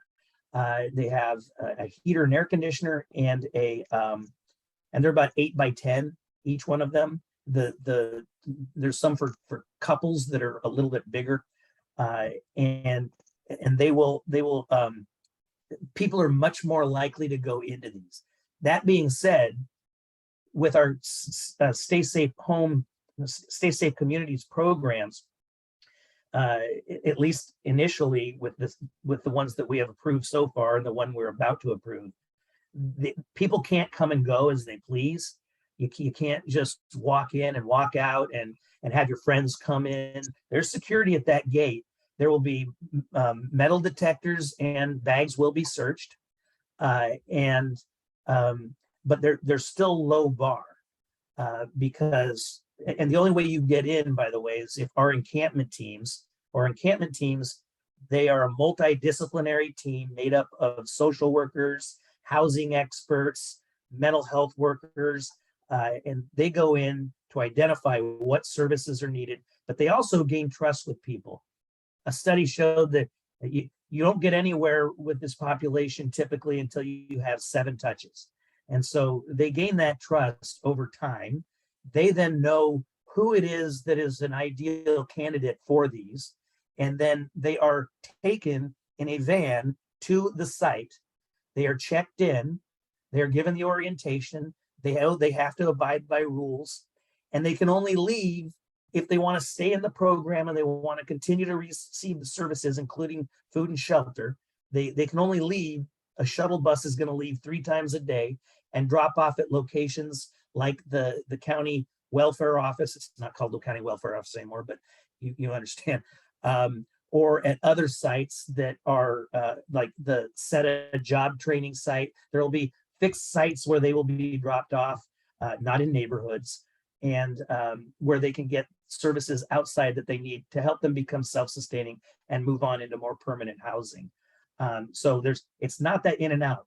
We also passed an ordinance that we will have no camping up to 1,000 feet of a safe stay community. 1,000 feet, if you take a look at it on a map, is a big space. And that's because we've seen, what others have done in setting up these congregate settings. What's happening outside is worse than what's happening inside. They have huge encampments on the outside of the stay safe communities or the congregate settings. And we can't have that because that's a negative impact in the surrounding community. We're not solving a problem, we're moving a problem. So that's how these will operate. So we've got the 2 that are coming now, and that's about 200 people. And then we've got another that we just purchased yesterday, or gave the approval to purchase, that Sam's Club site. Used to be the Costco up by Winona and Watt Avenue, almost to McClellan. And that site will have room in the parking lot for those that want to park and be a part of the stay safe community. They just stay in their car or RV, because we see those on our community, on our neighborhood streets every day. Believe me, it's a huge problem for our district. We work on it constantly. Well, this will provide up to 100 parking spaces for people, and they have to live same rules. Everything goes that I talked about before. They just happen to have their vehicles, and many people feel more comfortable in their vehicles. It's low bar, because if you don't make it low bar, people won't go into it. That means, what low bar means is that we will offer to couples so they can stay together. Often they won't go into a shelter situation because they're not going to leave their partner. We will allow pets, and we will have animal control regularly on site. So, and also provide spay and neuter services for free, obviously. So they can have their pets. Many say, we won't go to a shelter because we can't take our pets.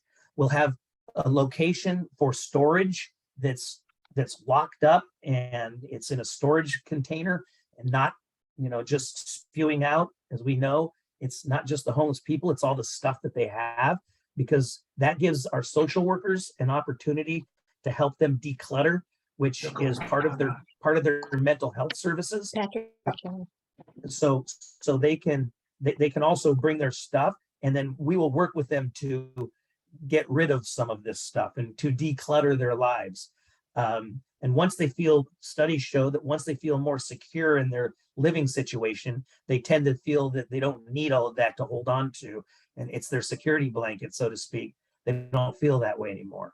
So that all is, and the other, at the Sam's Club site, we will also have tiny homes. They will just be contained in a huge warehouse, 150,000 square foot warehouse, where we will have tiny homes. Again, people are more likely to go in if you can walk in, open the door, and lock it behind you and feel safe, particularly women that are homeless. So the women will be segregated when they're not couples from the men. So that site is going to house up to, initially, probably 100 cars and 100 tiny homes, but it can get as big as, slowly as we work with the community and get the community comfortable with it, that can get as big as 300 indoors and 100 outdoors in the cars. Outdoors stills within the fencing area. So that right there, and we're talking about a snapshot in time. Now, remember, as I said earlier, if we're just moving these people in and storing them, we've failed them and we failed the community. That's not the solution. The solution is to get them services, get them clean and sober, and move them into more permanent housing. And then we can put more people back in there.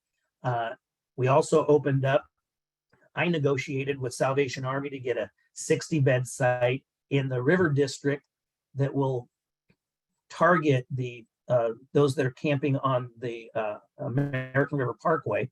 And 60 doesn't sound like a lot, but and they're just targeting the American Parkway, River Parkway, but it's, the Salvation Army has a record of getting people into more permanent housing in about 75 days. So if you take 60 times 75 times the 3 years that we have this program, you're talking about over 1,000 people will likely be cycled in and out of here and into more permanent setting.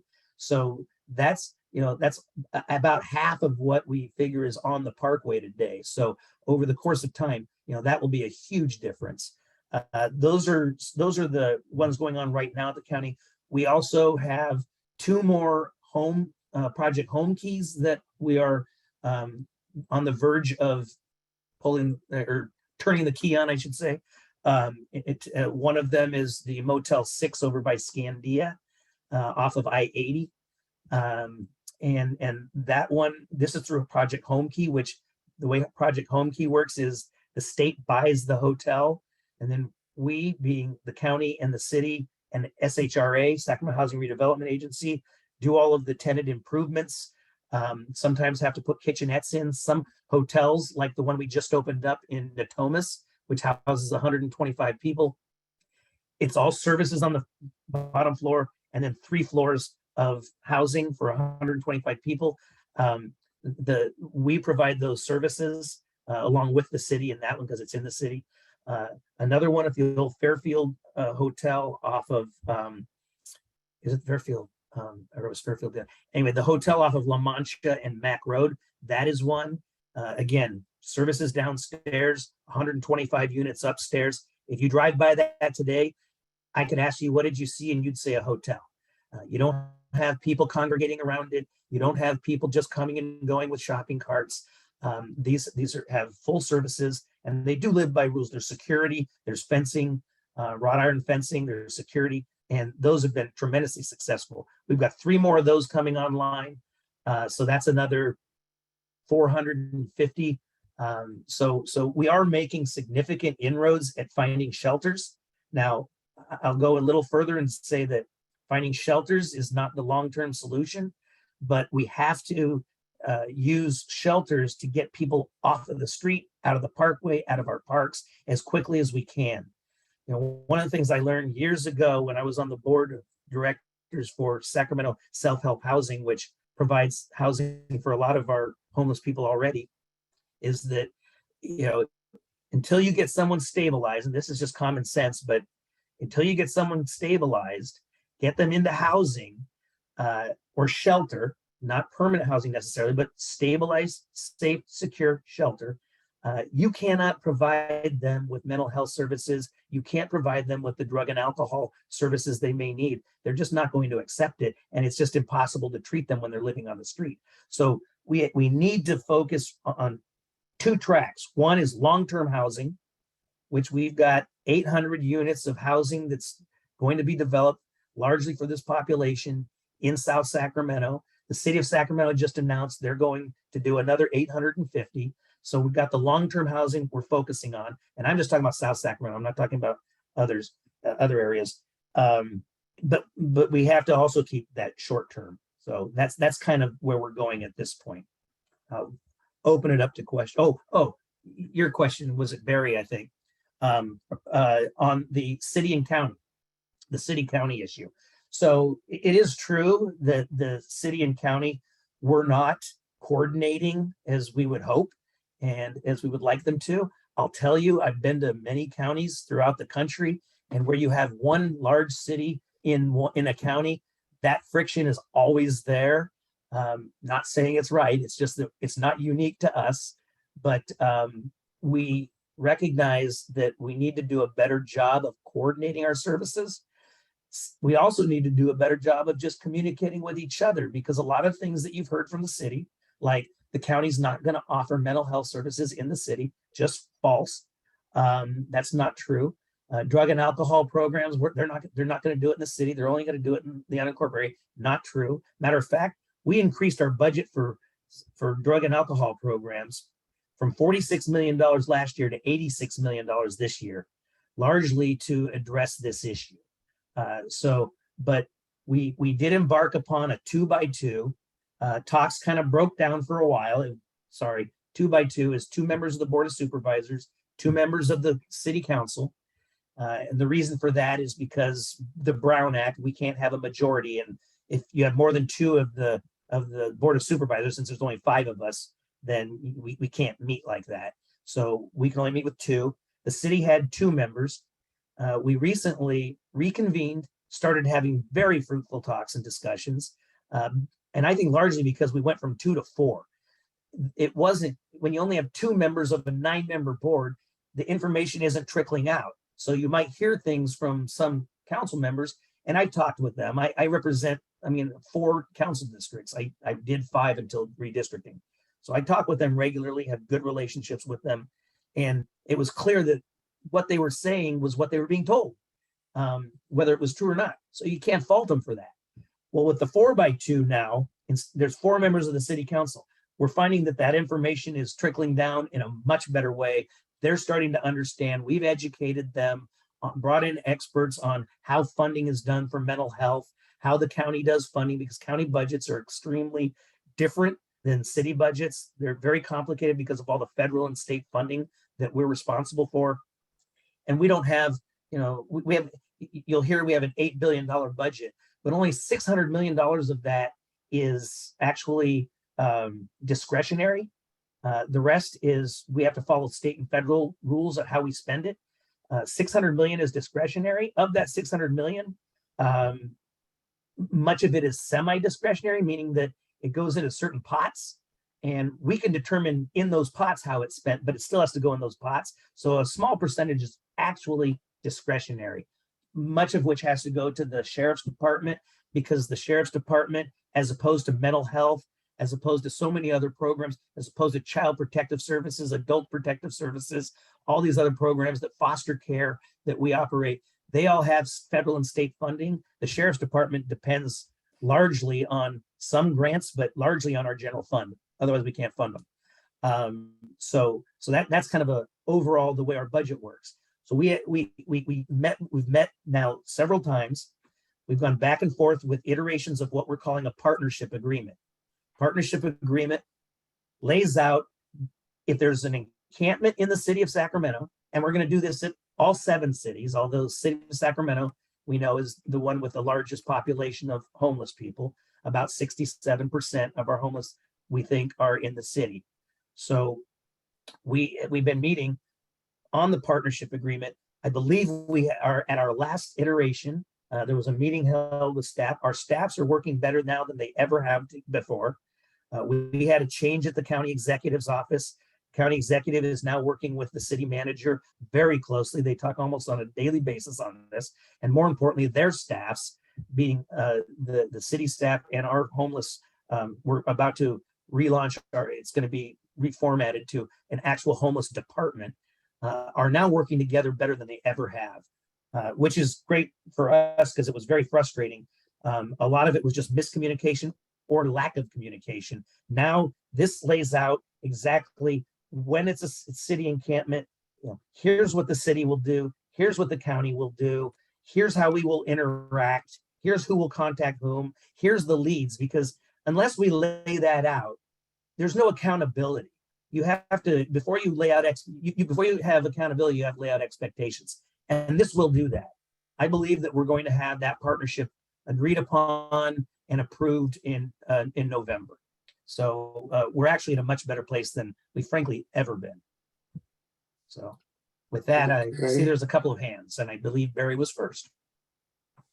Thank you, Supervisor Kennedy. Thank you for that. All of that robust, not background, but presentation of what is going on.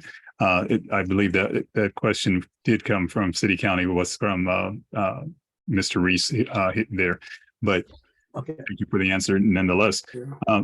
I just had a quick question. Slow writing and the mental acuities aren't quite kicking as they should be. The number of individuals at the Power in Florin Road tiny homes, 222.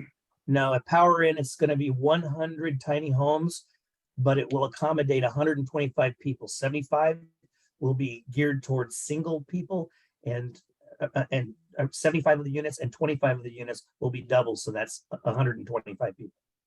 Gotcha. And the East Parkway number? East Parkway will have 60 units. And because of the mix of singles and double occupancy, it'll have 75 people. 75 people.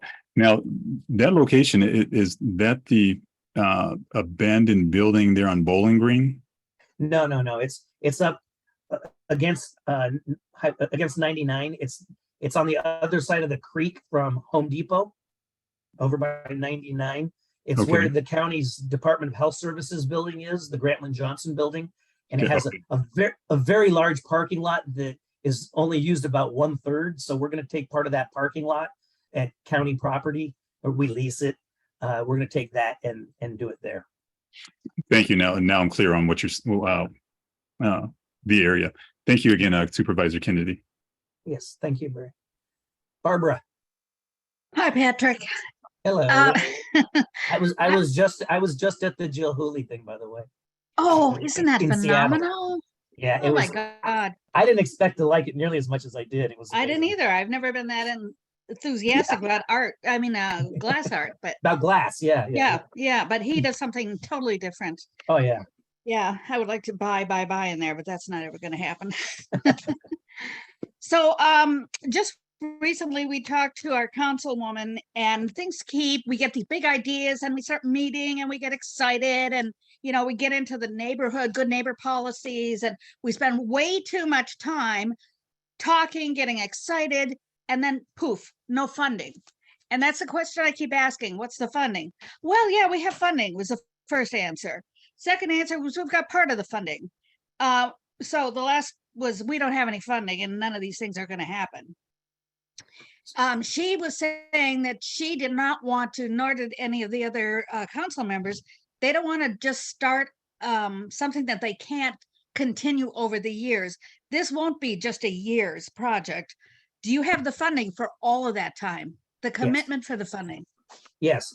See, one of the things, like it or not, that COVID did well for us was ARPA. And ARPA is one-time funding. And I'm very sensitive to not put one-time funding toward programs that are ongoing. Yeah. Because you end up shutting down programs and laying people off eventually. I'm not into that. Mhm. Right. But ARPA did allow us to set these up. All of the costs that go into, getting the tiny homes, leasing the property or buying the property in the case of what we did yesterday. All of that to set it up, we're using primarily ARPA money for.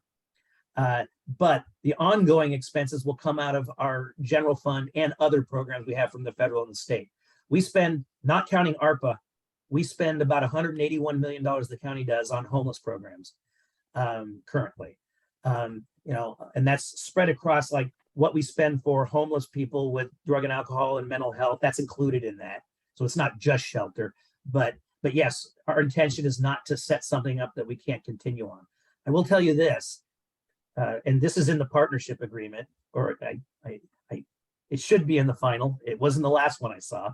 And that's that, we will, as a county, even commit to operate a shelter or shelters in the city of Sacramento, provided that the city provides us with a turnkey operation. If they have land, they can, and they say we can find it. I don't know how, because they haven't been able to find it, but if they can find us property turnkey in the city of Sacramento, we will operate with the services I talked about. It'll look just like it's in the county, but So all they have to do is find a location. yeah. And they do have money to do that. They have ARPA money. They have other homeless funds. The mayor has been very creative in getting funding from the state that isn't typically allotted to cities. So they actually do have money to do that, but we're not looking at them to provide those services. That's what counties do. Matter of fact, we're obligated by law to do most of that for Medi-Cal patients, and these are all Medi-Cal patients. Mhm. So yes, we are committed. We're not going to set something up that we're going to shut down. So what's your timeline now on getting these open and functioning? Winter yeah. is coming, Patrick. Winter is coming. Yes, I know. And believe me, no one's more frustrated than I am. And I have thrown a bit of a temper tantrum with our staff that it's just taking too long. It is. It's now- ridiculous. I mean, look, I took the heat for getting the first two tiny home projects in the county of Sacramento in my district. I took that heat. I didn't do it for nothing. I want people off the street and out of our neighborhoods and out of our business districts. And also I want those people to get the help that they need, they deserve. It's not happening fast enough. I'm pushing. Here's what I'm pushing for right now, because it's just taking too long and I'm frustrated. And that's that we're trying to do a lot of this development side, the infrastructure and getting it all set up and then bring in an operator. We're trying to do that front end stuff in-house. It's not what we do. Our general services department, you know, if I want them to move a whole bunch of cubicles in a building, they're your guy. But this is, you know, they're not developers. Yeah. And so I have told the CEO that my patience are run out and that as we go forward, I don't want to utilize in-house, and we need to do an RFP to get the private sector to come in and do this, who does it right. They know how to do it. They can do it faster and likely cheaper.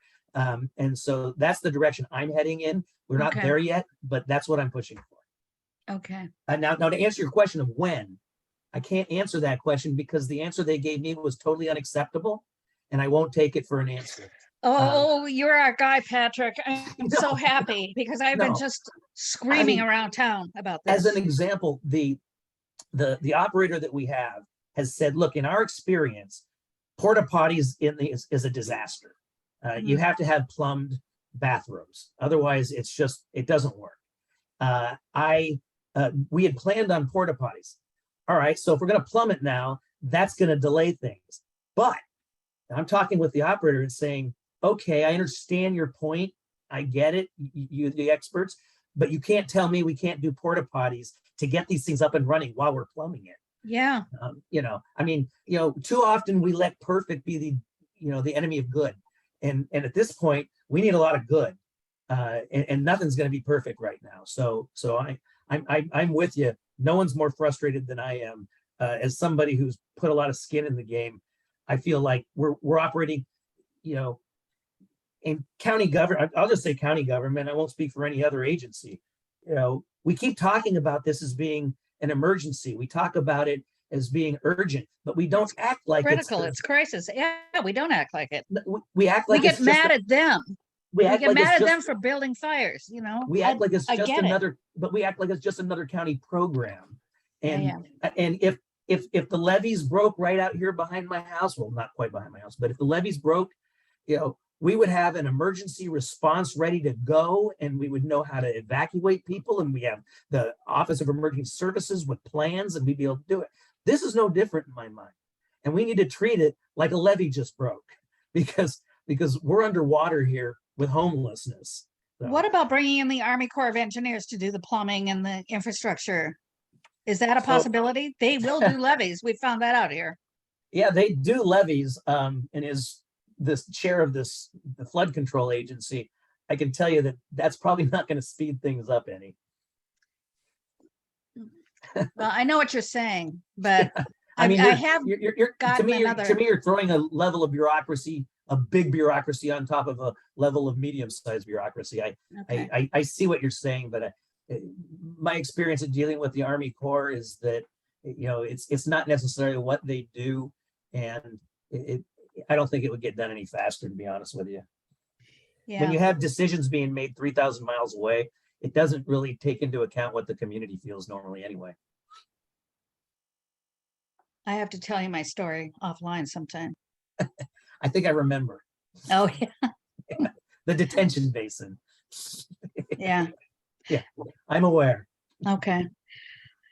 Because we hounded them and hounded them and hounded them. And finally, a colonel in Laguna, lived in Laguna, and he had, you know, buy-in there. Yeah. And they kept saying it can't be done. It can't be done. It'll be 10 years, it'll be 5 years, it'll be. Yeah. And pretty soon we had spent more time at SAFCA meetings than it took them to fix the damn thing once they got it going. And it was done in record time. But that took a lot of lobbying. Yeah, I'm aware. So we're here to help you lobby if you need us.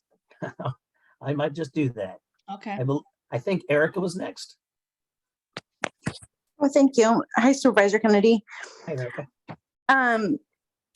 So just to give you a little bit of context, I'm a planner over at Behavioral Health Services, working over youth and family mental health right now.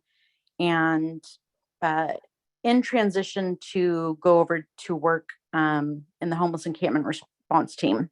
I've seen your name. Yeah.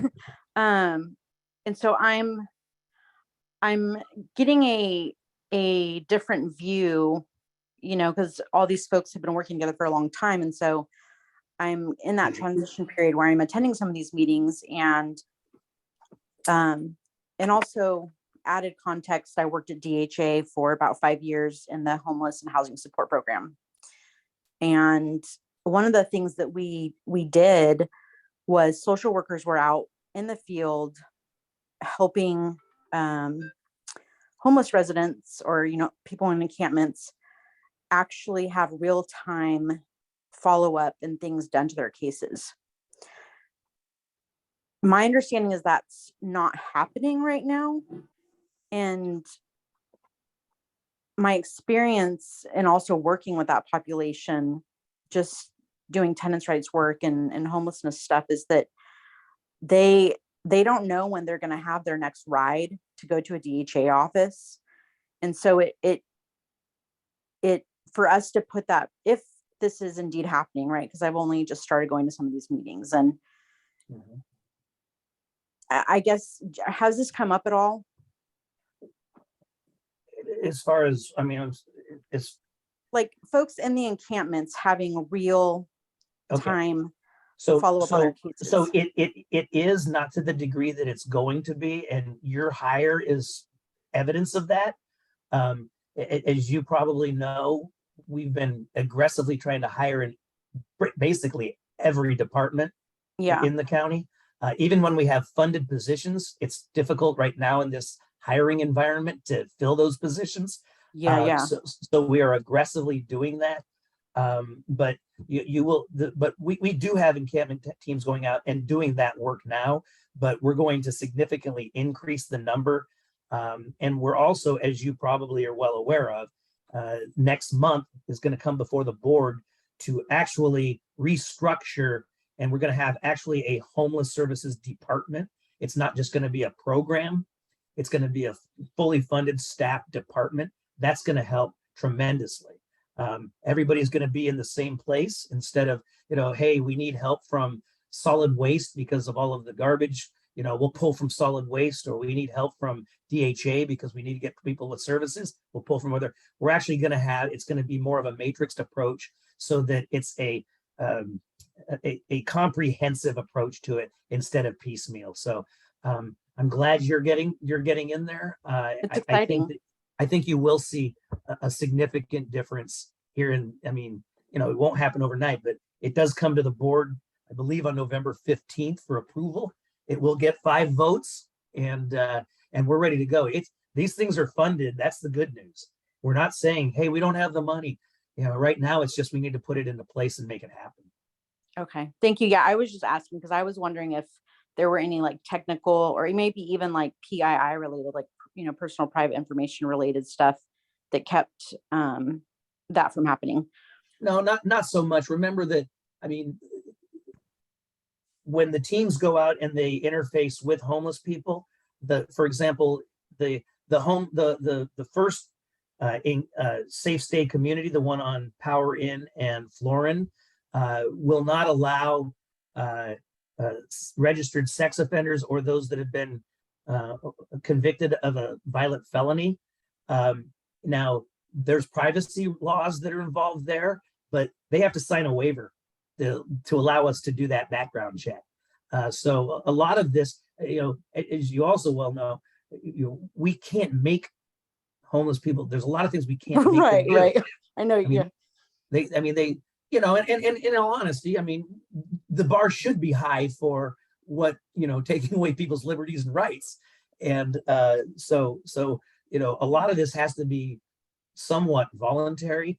But when the experience that has gone on throughout the state with CityNet and other providers is that once word gets out there, and if you haven't learned it already, you'll find out that nobody can communicate with each other better than homeless people. They tend to most tend to want these services. And, there's plenty out there that we could really alleviate the issue, who are willing to participate. Yeah, absolutely. Thank you very much. Thank you. Who's next? Jesse, you're next. Yes, man, you're on the hot seat. You're doing it Yeah. graciously. That's Yeah, that's why you just pay me. probably a couple of statements that probably not going to make much difference, but I'll state them anyway. One council member in the past said that at one point, the city was trying to put all of the homeless in one group. And he said, if you hypothetically had a pie chart and you had a quarter of them in, drugs, quarter alcohol, one of them is probably one paycheck away from their house being taken, and of course, the mental health. Then it could be structured a little bit better instead of just trying to put everybody in one bag. Because as you stated earlier, all the homeless have a different situation. So to me, what that council member was stating, if you could separate that, it could work better. And the other thing I want to ask is, will there be any programs out there to count the amount of homeless? How many homeless do we have here? I mean, in the past, they spent a lot of money to count the trees. They did do that. So the federal government sponsors the point in time count. Like I said, it's typically every 2 years. We skipped a year or two because of COVID. So that does happen over the course of 2 days. Now it's not 100% accurate, obviously, because you got to go. I mean, and I go out myself. I've done it 3 times now, where we go out and actually you have a geographical area that your team is assigned to, and we cover the entire county, except for the very rural areas, but the entire urban county we cover, and actually go out and not only count the homeless people, but we interview them and find out, how long have you been on the street? How many times have you been homeless? Where did you come from? Are you from Sacramento? Do you have a drug and alcohol problem? And you'd be surprised how honest people are when you approach them at night. So yes, we do count them. Right now, the number's somewhere between 9,000 and 10,000. It was the first time I did it 7 years ago, probably. It was at about 5 to 6. So, it's gone up significantly.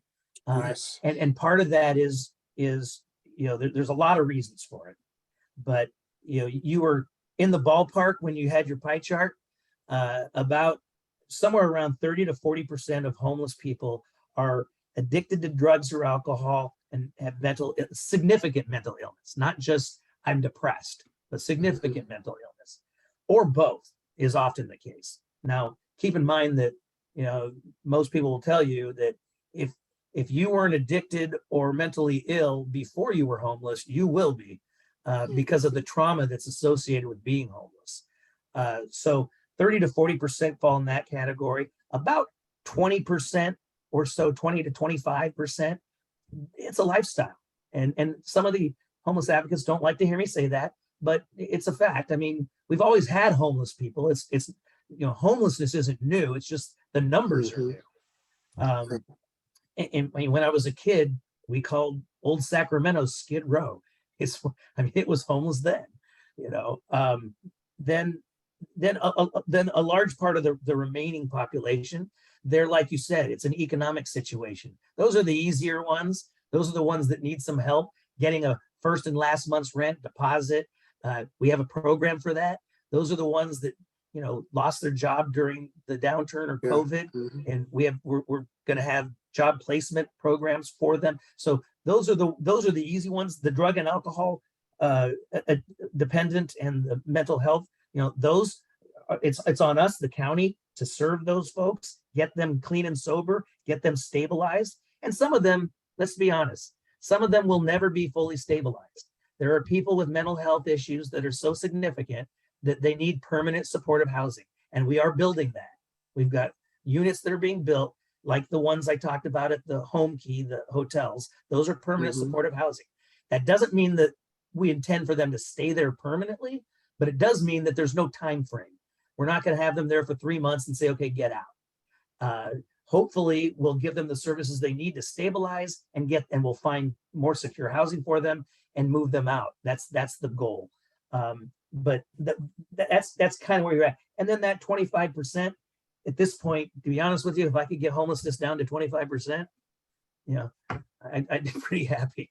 So, Okay, and real quickly, the reason why I mentioned that is, my thought pattern is, if you said hypothetically speaking that you have 1,000 homeless, okay, I'll go build 1,000 houses. Then that would change. And I know you're gonna have a few shakers here and there. But when we keep building, if we don't know how many, how long are we gonna keep building? well, Till this thing come to a conclusion. we do know how many. We also have this system called the Homeless Management Information System, which is managed through Sacramento Steps Forward. They have all of that data. We know typically we know where they are. We know how many there are. We know their circumstance. Once they're in the system, they're in the system. We also have now the ability for the hospitals to talk to each other so that if they go from one hospital to the next, whether it's for physical or mental health, the hospitals are now going to start sharing information. So we also know where they are in that circumstance. So they're not hospital shopping or doctor shopping or just going from one to the other, costing us all a lot of money and not getting the root of their problem. So the information, we actually have that. The housing is an issue. We did look at a spike, not so much when the downturn in the economy back in 2008 and 9, there was less of a spike in homelessness as there was during COVID, because we had, you saw what happened to the housing market during COVID. And we have not kept up with developing housing. We need at least 3,000 new housing units a year to keep up with the demand. And we've come nowhere near that for the last decade.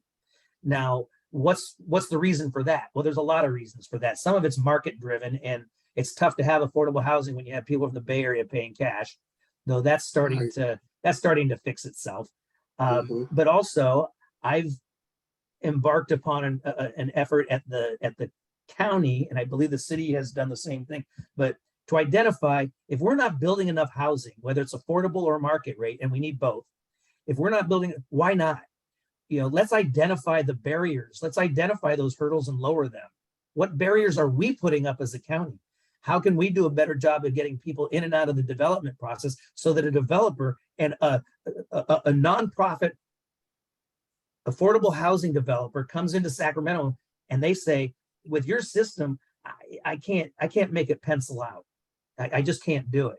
And many of the affordable housing, almost all of the affordable housing requires some kind of subsidy, but those subsidies are out there. They sometimes take time, but they're out there. But as processes in the county, we can do a better job of turning these things around, because anybody who's in business knows, time is money.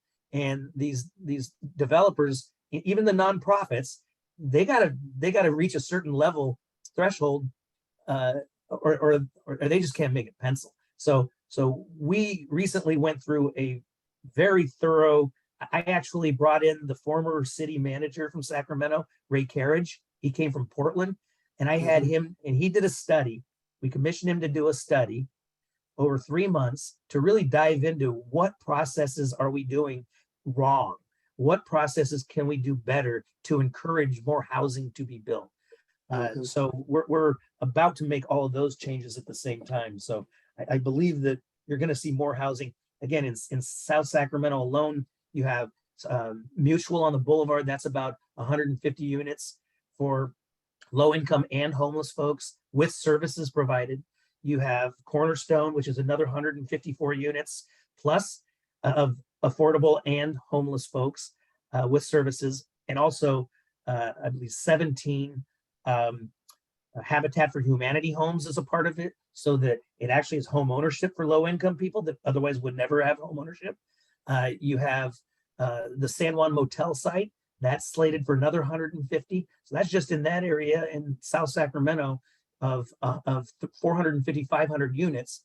The city just north of the county line on Stockton Boulevard is doing another 200 units over at the old John's Furniture on Stockton Boulevard. And then the city just announced, its efforts too. So a lot more housing is coming, but keep in mind, that's going to take 2 years from, start to finish before anybody's in there. That's why I say we have to keep an eye on the ball for long-term affordable housing. But at the same time, we got to look at these shelter systems to get people off the streets today. We can't wait 2 years. Okay, thank you. Thank you. Supervisor Kennedy, sorry for jumping in, but Yep. just a quick question. Why does the point in time count always happen in the dead of winter? The most, you can't call for what day it's going to rain or, so forth, so on. But why doesn't the count happen in warmer weather where you would get more volunteers to help? And since it's warmer weather, what do people do? Chill out and hang and are easier to be found. Well, believe it or not, that's intentional. And it's because in colder weather, they're easier to be found. They're not moving around as much. There tend to be larger and fewer encampments in the winter than in the summer, when people are more worried about warmth. And so and this is the feds are the ones that give us the time to do it. We don't determine that. I think we have a window that we can do it, but they purposefully do it in the winter because their experience and our experience is that in the winter, we actually get a better count than we do in the summer, where people are more transitory, they're spread out more. They tend to congregate more together in the wintertime. Strange answer, but it's the truth. Thank you. Makes sense. Yeah. Commander Franco, you have your hand up. Hey, how's it going? Thank you for joining us, and thank you for taking my questions. I greatly appreciate everything you do for us, as you know. So I was going to just bring up a couple different topics. One, the other gal had shared with us, there are various programs and other things that we do have in the military side of the house that I do believe that can be very expeditious. Where I do agree with you, though, you don't want to lay over the layers of bureaucracy. So what you're looking for is really a handover or basically how this works, right? And I might be able to segue some of those conversations with some of the Master Chiefs and some of the admirals down in San Diego. So we are working avidly through the Center for Military and Veteran Reintegration. And a lot of these applications that they've actually built out connect with networks of about like 45,000 employers. And they also help these, let's say, veterans in general just get their lives back. But I think these are things that can also be applied on a civilian level. So there's some things that I think we can definitely have some conversations. The other thing I was going to bring up is, are you aware of the Tri-County effort that we have up there in Reno, up in Nevada, for the homelessness encampment? No. Yeah, so we have a facility up there that houses about 1,100, and we rotate them out, and it works out really well.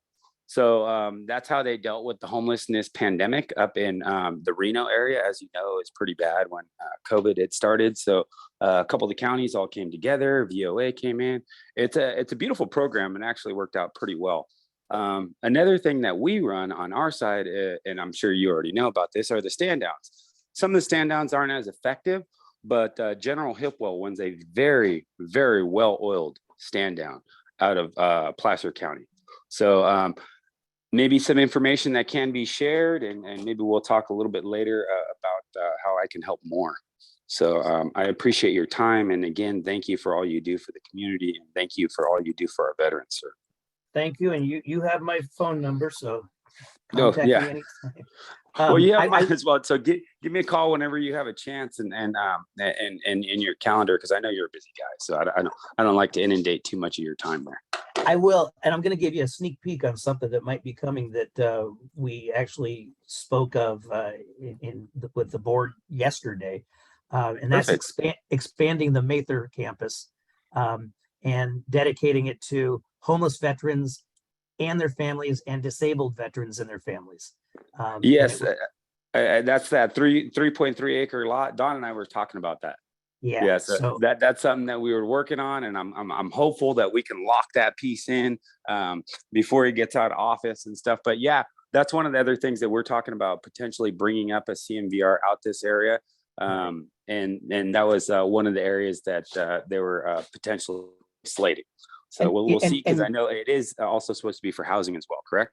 with it, yes, and with everything that we're doing at Mather, we have an opportunity to get to ground to zero veterans. And you know, we're probably doing better with the veteran population than most, but we did just talk about this yesterday. We're working with the city of Rancho Cordova. We're negotiating with them to see how it would work. But I mean, as you know, the Veterans Village out there has been hugely successful and gotten so many veteran homeless people off the streets. And we're looking at expanding that program with the same parameters as the current program. Oh, that's beautiful. That's music to my ears. And that's why I look at a lot of those programs, right? And, you know, nothing's ever perfect, right? But a lot of these can be applied to the civilian realm. And so I'm very hopeful that maybe we can start applying these in some of the areas where homelessness is definitely very impactful. Yep. Thank you, sir. No, thank you. I appreciate your time, sir. Herman. Thank you so much. Just a quick question. We have a lot of bad landlords out there.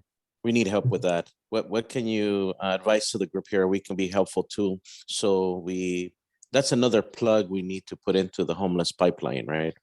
I totally agree with that. You know, as I was telling Jennifer earlier, I started as a neighborhood activist in Oak Park. And most of what I did was chase bad landlords. Very few of who ever live in Sacramento. They're almost exclusively, and for some reason, Santa Clara. And I just now, there's a apartment complex at CUNY and Franklin Boulevard with about 300 plus units that I've been working with. I don't know, Herman, are you familiar with ACE? You must be. Oh, yes. Yeah. Yeah.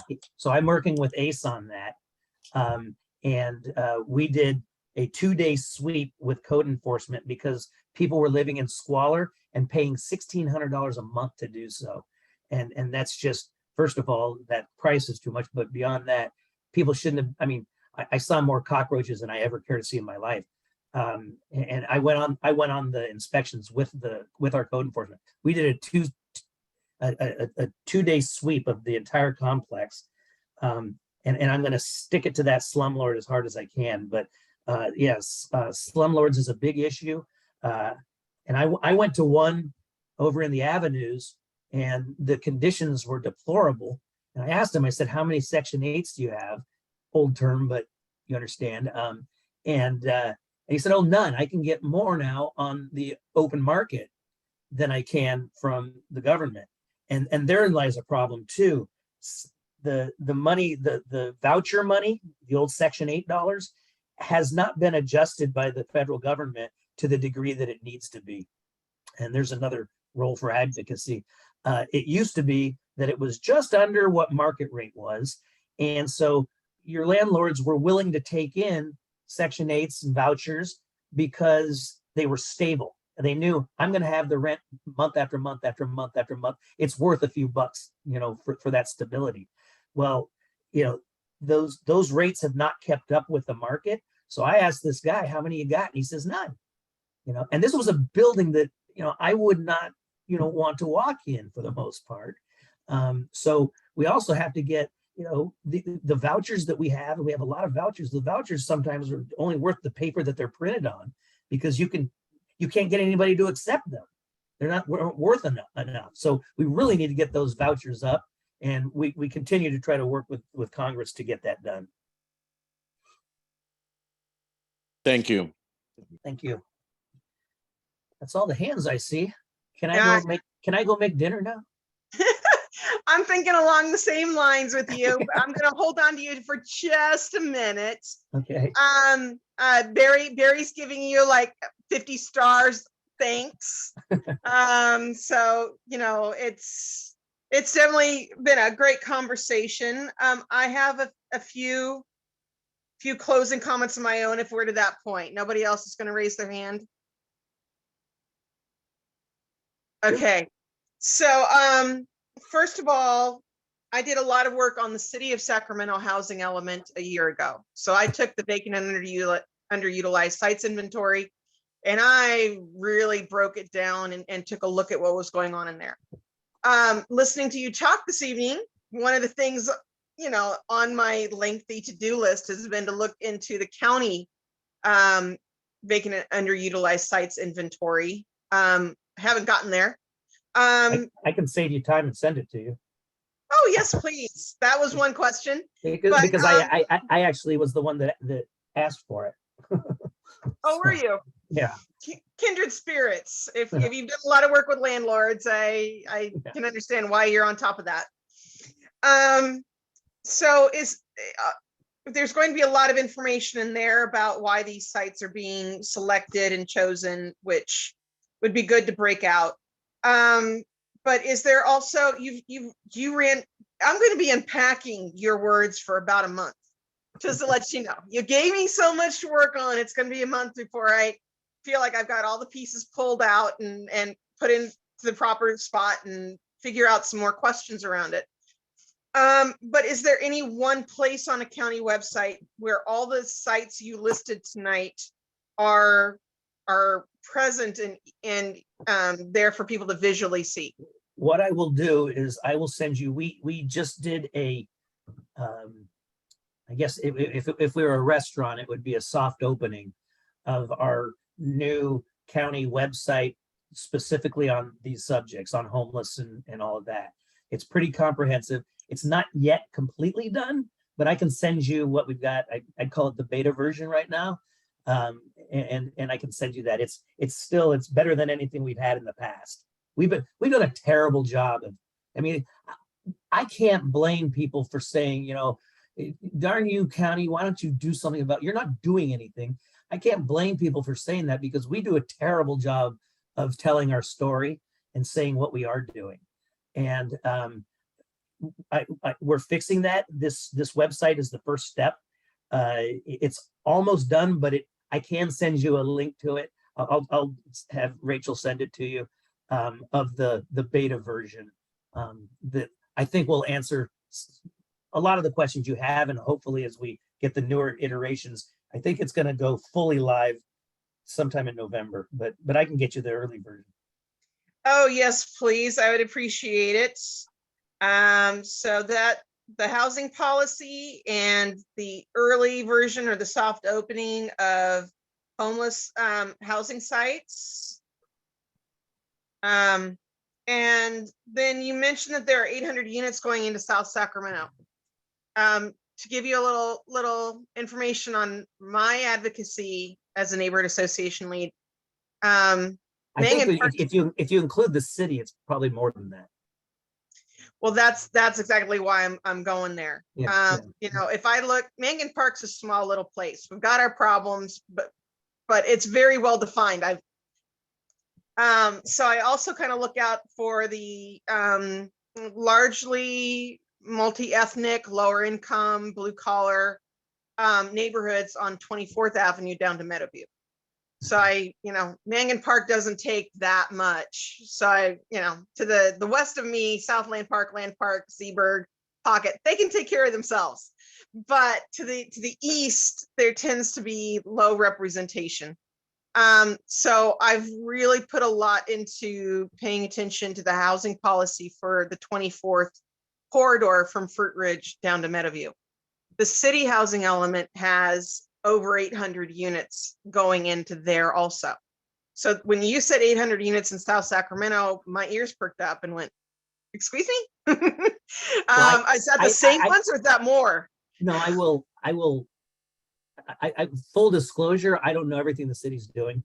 So that's why I try to preface it at the beginning that I'm really going to focus on county and an unincorporated area, because it's enough work for me to keep up on what the county's doing. I don't have jurisdiction there anyway. So that's those 800 units you're talking about are in the county unincorporated area. So 600 of them are, and 300 are in the incorporated area on Stockton Boulevard. Then that's Okay. Councilmember Guerra's district. 300 Stockton I Boulevard.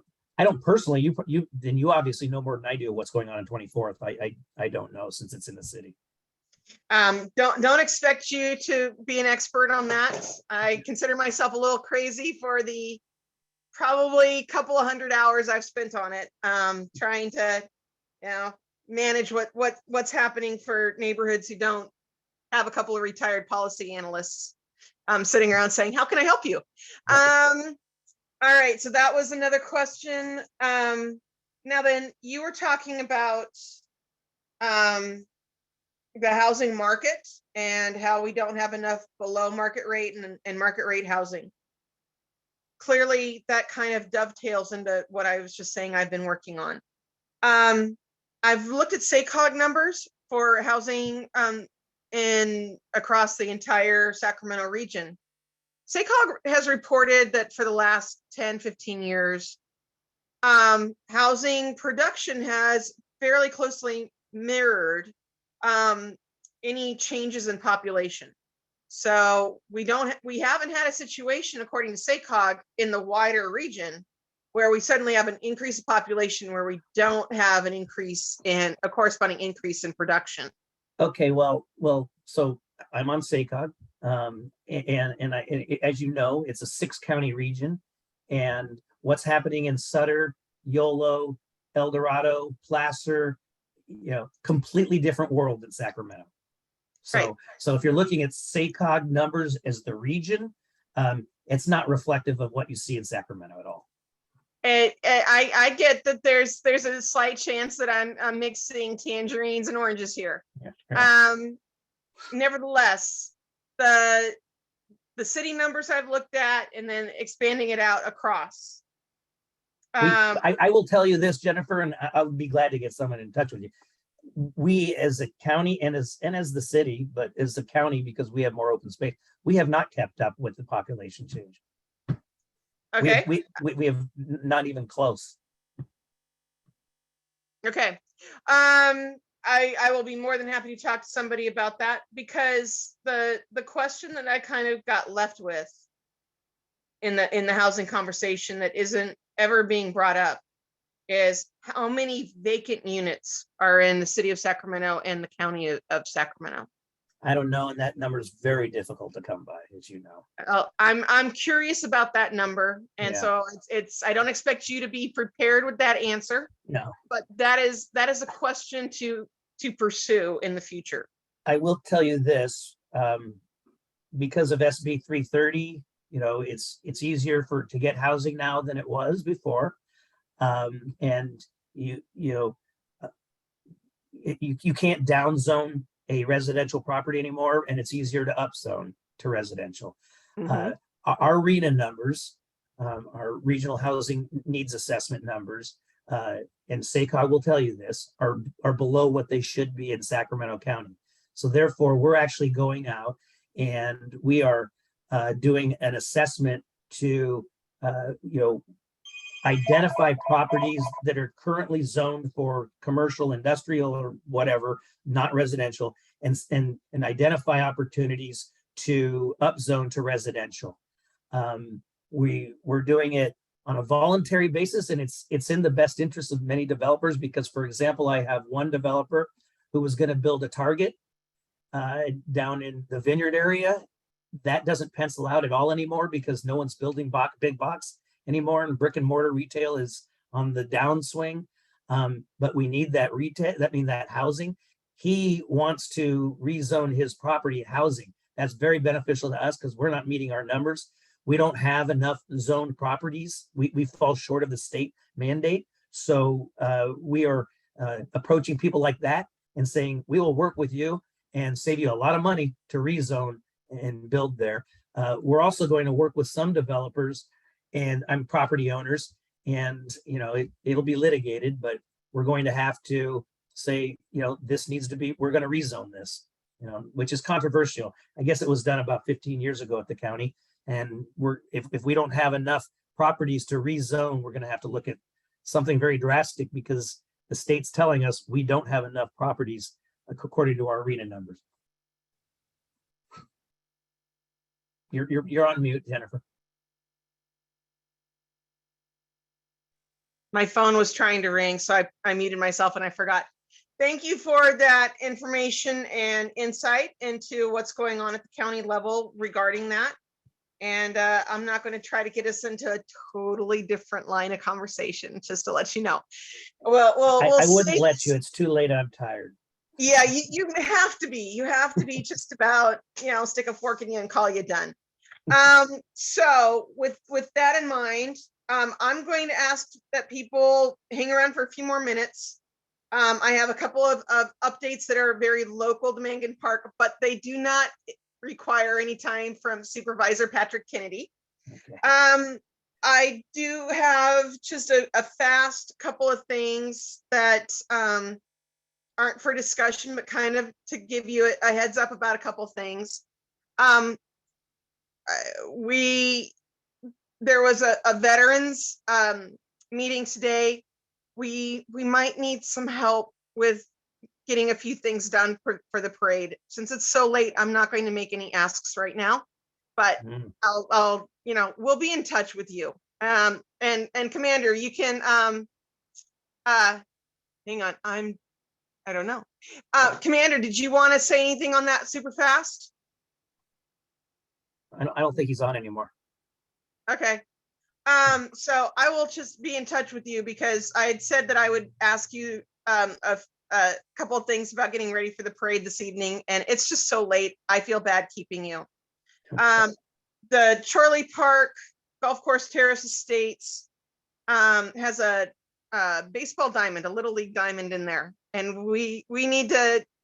We're thinking of coming and talking to you a little bit about getting some help for the scoreboard that it's working, but it needs some improvements. So we'll be in touch with you about that.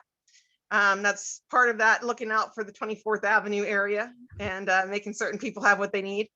And otherwise, we'll just follow up by email from here on out because you need your dinner. Thank you, everybody. I appreciate it. It's good to see some people I haven't seen in a long time, and even if it's on Zoom. Hope to see you soon in person. And Barry, you take care of yourself. Jennifer, can I say one thing real quick before we leave? Well, I'm going to hold on to for other people if you can bear it for a few more local things. But before we let go of Kennedy, Supervisor Kennedy, go ahead and speak. Well, I just want to speak in behalf of the Meadowview Family Festival, November the 10th. It'll be at the 24th Street Bypass Park from 10 a.m. to 1:30 p.m.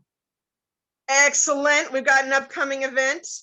And definitely, if you can stick around, we'll do upcoming events in a minute. I do want to thank Supervisor Kennedy from the bottom of my heart for all of your energy and enthusiasm for us this evening and for sticking with us for 2 hours and 45 minutes and giving us more than I have ever seen you give us in a meeting before.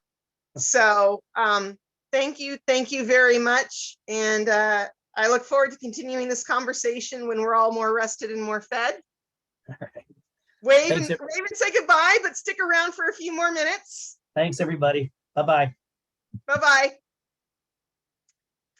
And so if you are still out there, woohoo, power to you.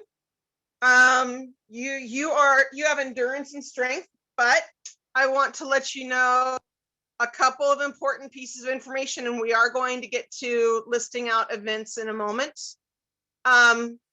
First up, I have tree nursery news that I didn't know I would have. So I'm about to share my screen so that you can see that as I come in here and I grab my little document. Come on, little document.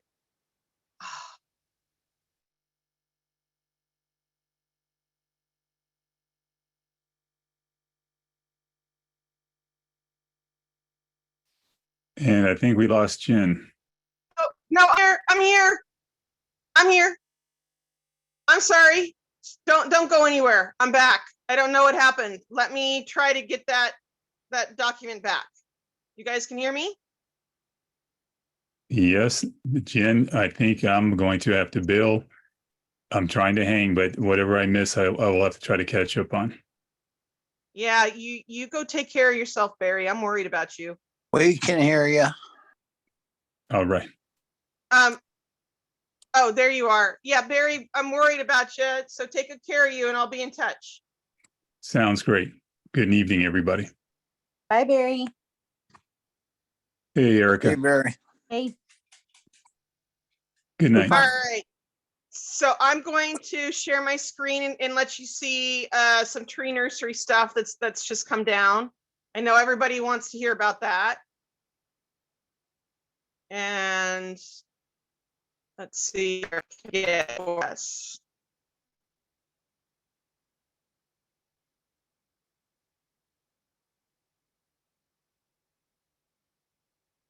Hopefully you see something. Come on, baby. Just, I don't know why it closed on us. All right, so I saw last week that there was a public notice on the gates of the former City Tree Nursery about a public meeting with the Community Development Department for the property.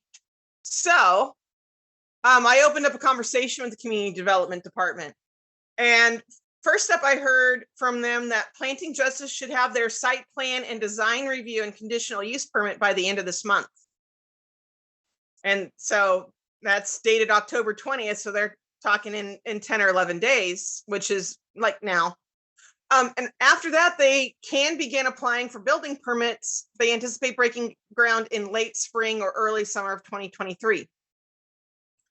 I don't have any confirmation of this from Councilmember Shanir's office. I was hoping Jasleen would share that with us, but Jasleen's gone. If anybody goes down to the tree nursery and looks at that public notice, it might be outdated. If it says that the meeting is on October 27th, 2022 at 1 p.m., that meeting is being rescheduled. Do not try to attend that meeting on October 27th, 2022. It isn't going to be heard then.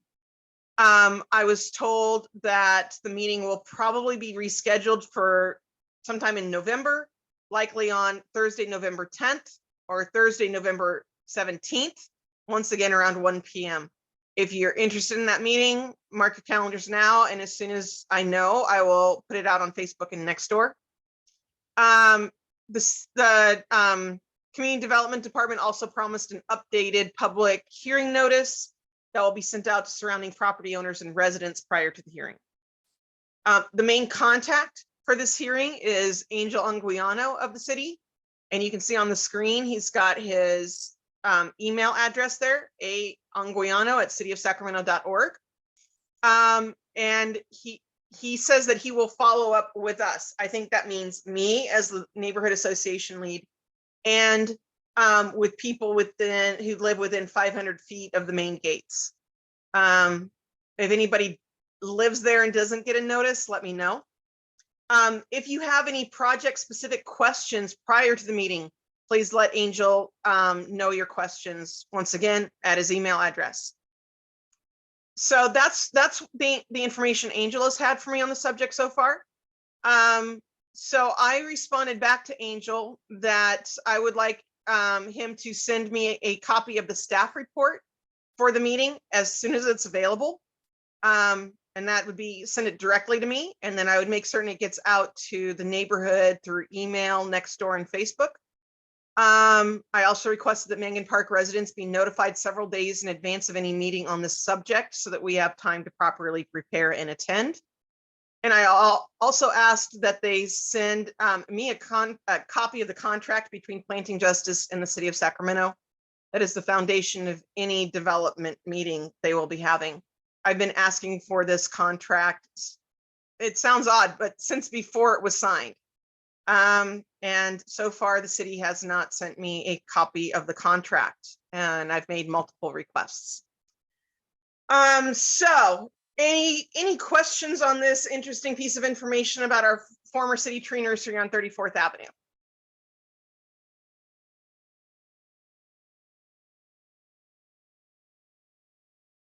Okay, got it.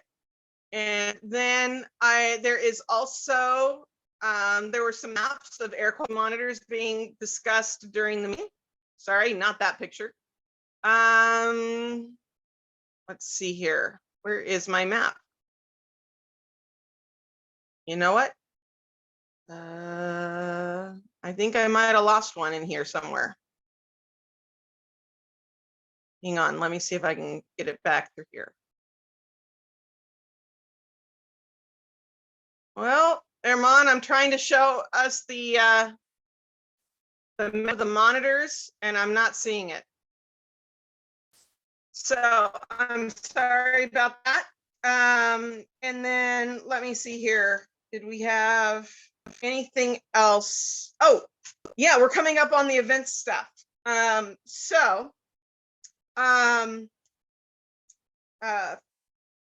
Jesse, do you want to give us your event again?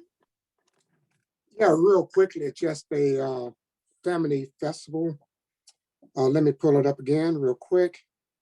It's going to be at the 24th Street bypass on the 5th of November. It'll be from 10 a.m. to 1 p.m. From 10 to 1. From 10 to 1. It's And that's called Families Meadowview, First? Meadowview Family Festival. Meadowview Family Festival. Yes. Okay. Cool. All right, that's it for me. I got All to right. get out of here. Hang on just one second. I have an ask for anybody who's still brave enough to be here. And I'm proud to see we have 10 people. So the few, the proud. The Veterans Affiliated Council is working on the Veterans Day Parade for November 11th. Mhm. And the city this week announced that since it was a holiday, they wouldn't be providing the tables, the chairs, and the city manpower to run the seating area for where, you know, people, because it's an all-day situation where we've got food trucks, we're going to have people eating. We wanted to provide tables and chairs and a place for them to sit, you know, as a part of the setup for the event. The city's just now saying, well, we don't have the manpower, we don't have, and we won't be giving you the chairs or the tables. Wow. Yeah, we've been working on this for months, and 2 weeks before the event, they do this. So I am putting out an all call to the neighborhoods for volunteer manpower to help with the setup and the breakdown for the event. The setup will be starting around 7 in the morning, and the breakdown will start at 4:30 and probably go till 5:30. I understand that's a big commitment. It is on a Friday. It is also a national holiday. And you get to be a part of the Veterans Parade while you're at it and see all the fun there. Do you need tables and chairs, Jen?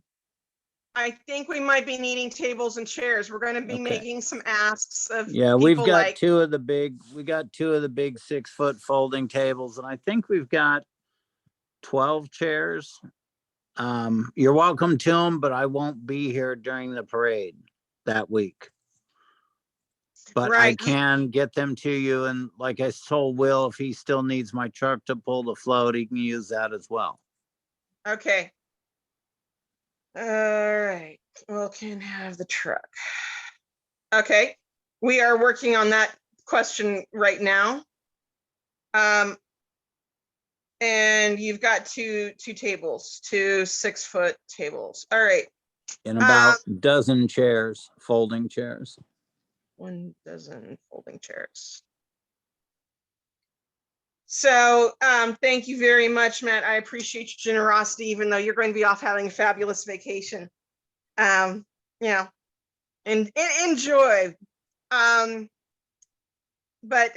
yeah, we're going to be working on this, but if people could look at their schedules, talk to their friends, and just, you know, get back to me as to what availability for manpower, and as Matt has indicated, tables and chairs. Let me know.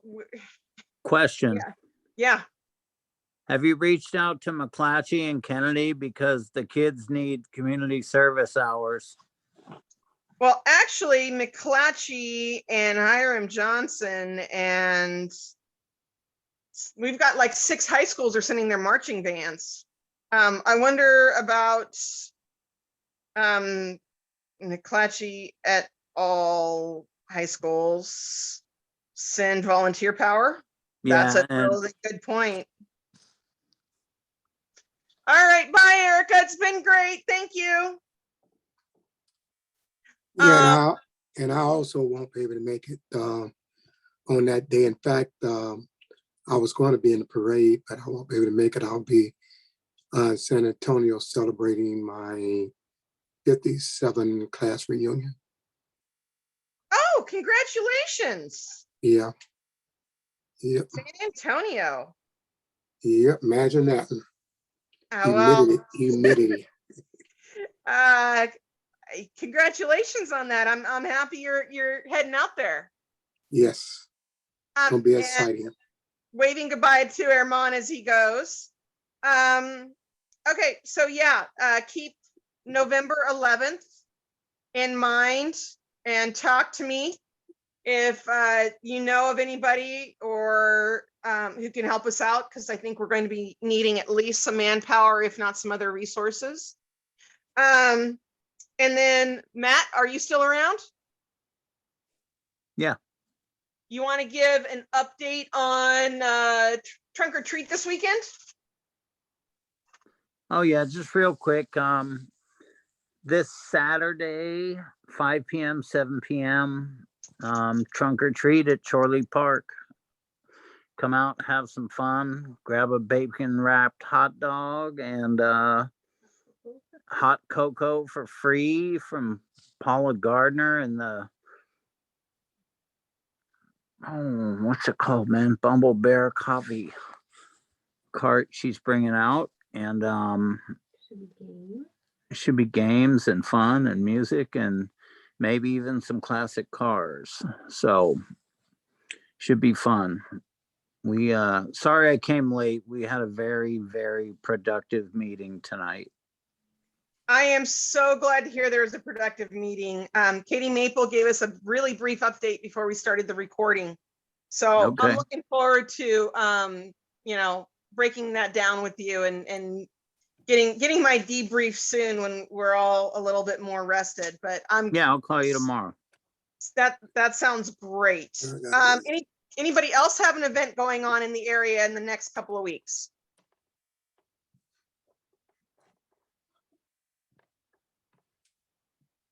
Okay, and also I've got a couple of wrap up comments here for the, how many people do we have left now? We've got 5, woohoo! Feel the power, people.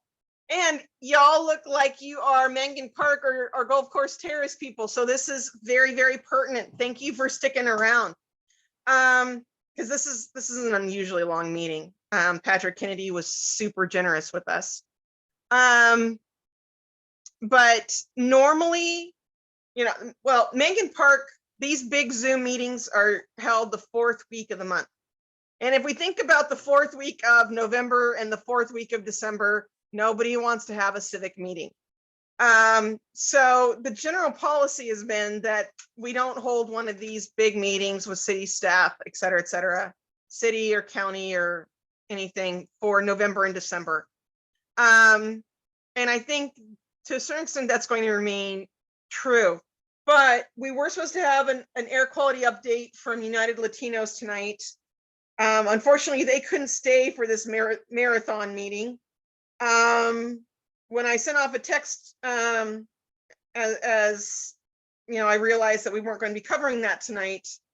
The response I got back is that the Green Team plans to begin sampling in Mangan Park once again starting next week. It doesn't look like they're going to be capturing lead, but TPM or PM30 to capture as much particulate matter as possible. TPM or PM30, they're some of the larger size particulates. PM 2.5 that I mentioned earlier is a very small particulate. but it's also, because it's small, really nasty in the respiratory system. No, you don't want PM30 particles in there either, but you know, PM30 or TPM are going to capture larger particles and smaller particles like PM2.5. They're all going to get grabbed all at once, which is why they say capture as much particulate matter as possible. So that is what we're going to be sampling for my responses, but I really wanted PM2.5. So that's a conversation I'll be opening up with them. And when I asked, when will you have new data from what's being collected starting next week? The response was probably sometime in December. Yeah, we'll keep talking about the PM2.5. So I'm thinking about pulling together something for Mangan Park in early December if we can get the air quality monitoring stuff. And it will be kind of small, but we've got a reason to have something that's smaller and more neighborhood because of the planting justice meetings being held and possible development happening there soon. And we've got the air quality monitoring that we didn't get to tonight.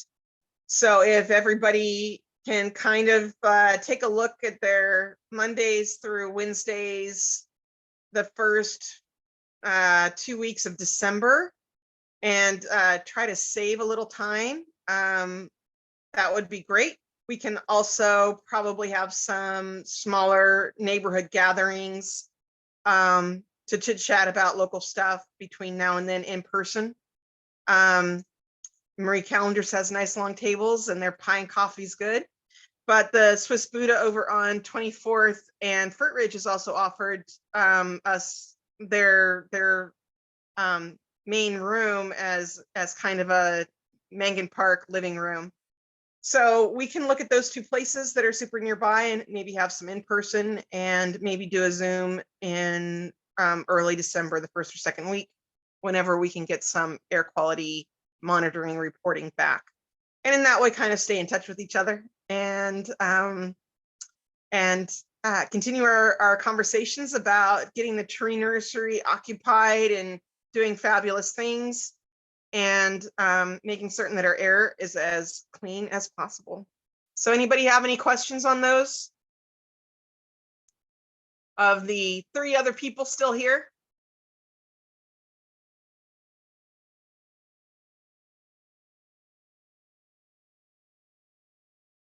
All right, then I'm going to say that we are good. And this meeting is drawing to a close.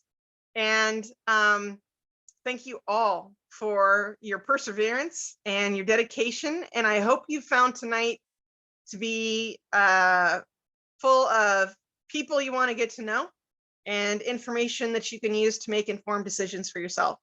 And don't forget to vote by November 8th. So you've got your mail-ins or your drop-offs now, and the final voting date is November 8th. Everybody vote, and the Veterans Day Parade is November 11th. Oh, good. Somebody's already voted. That's great.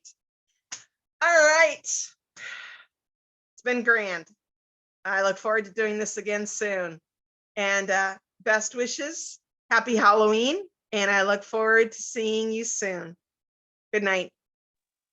Good night, all.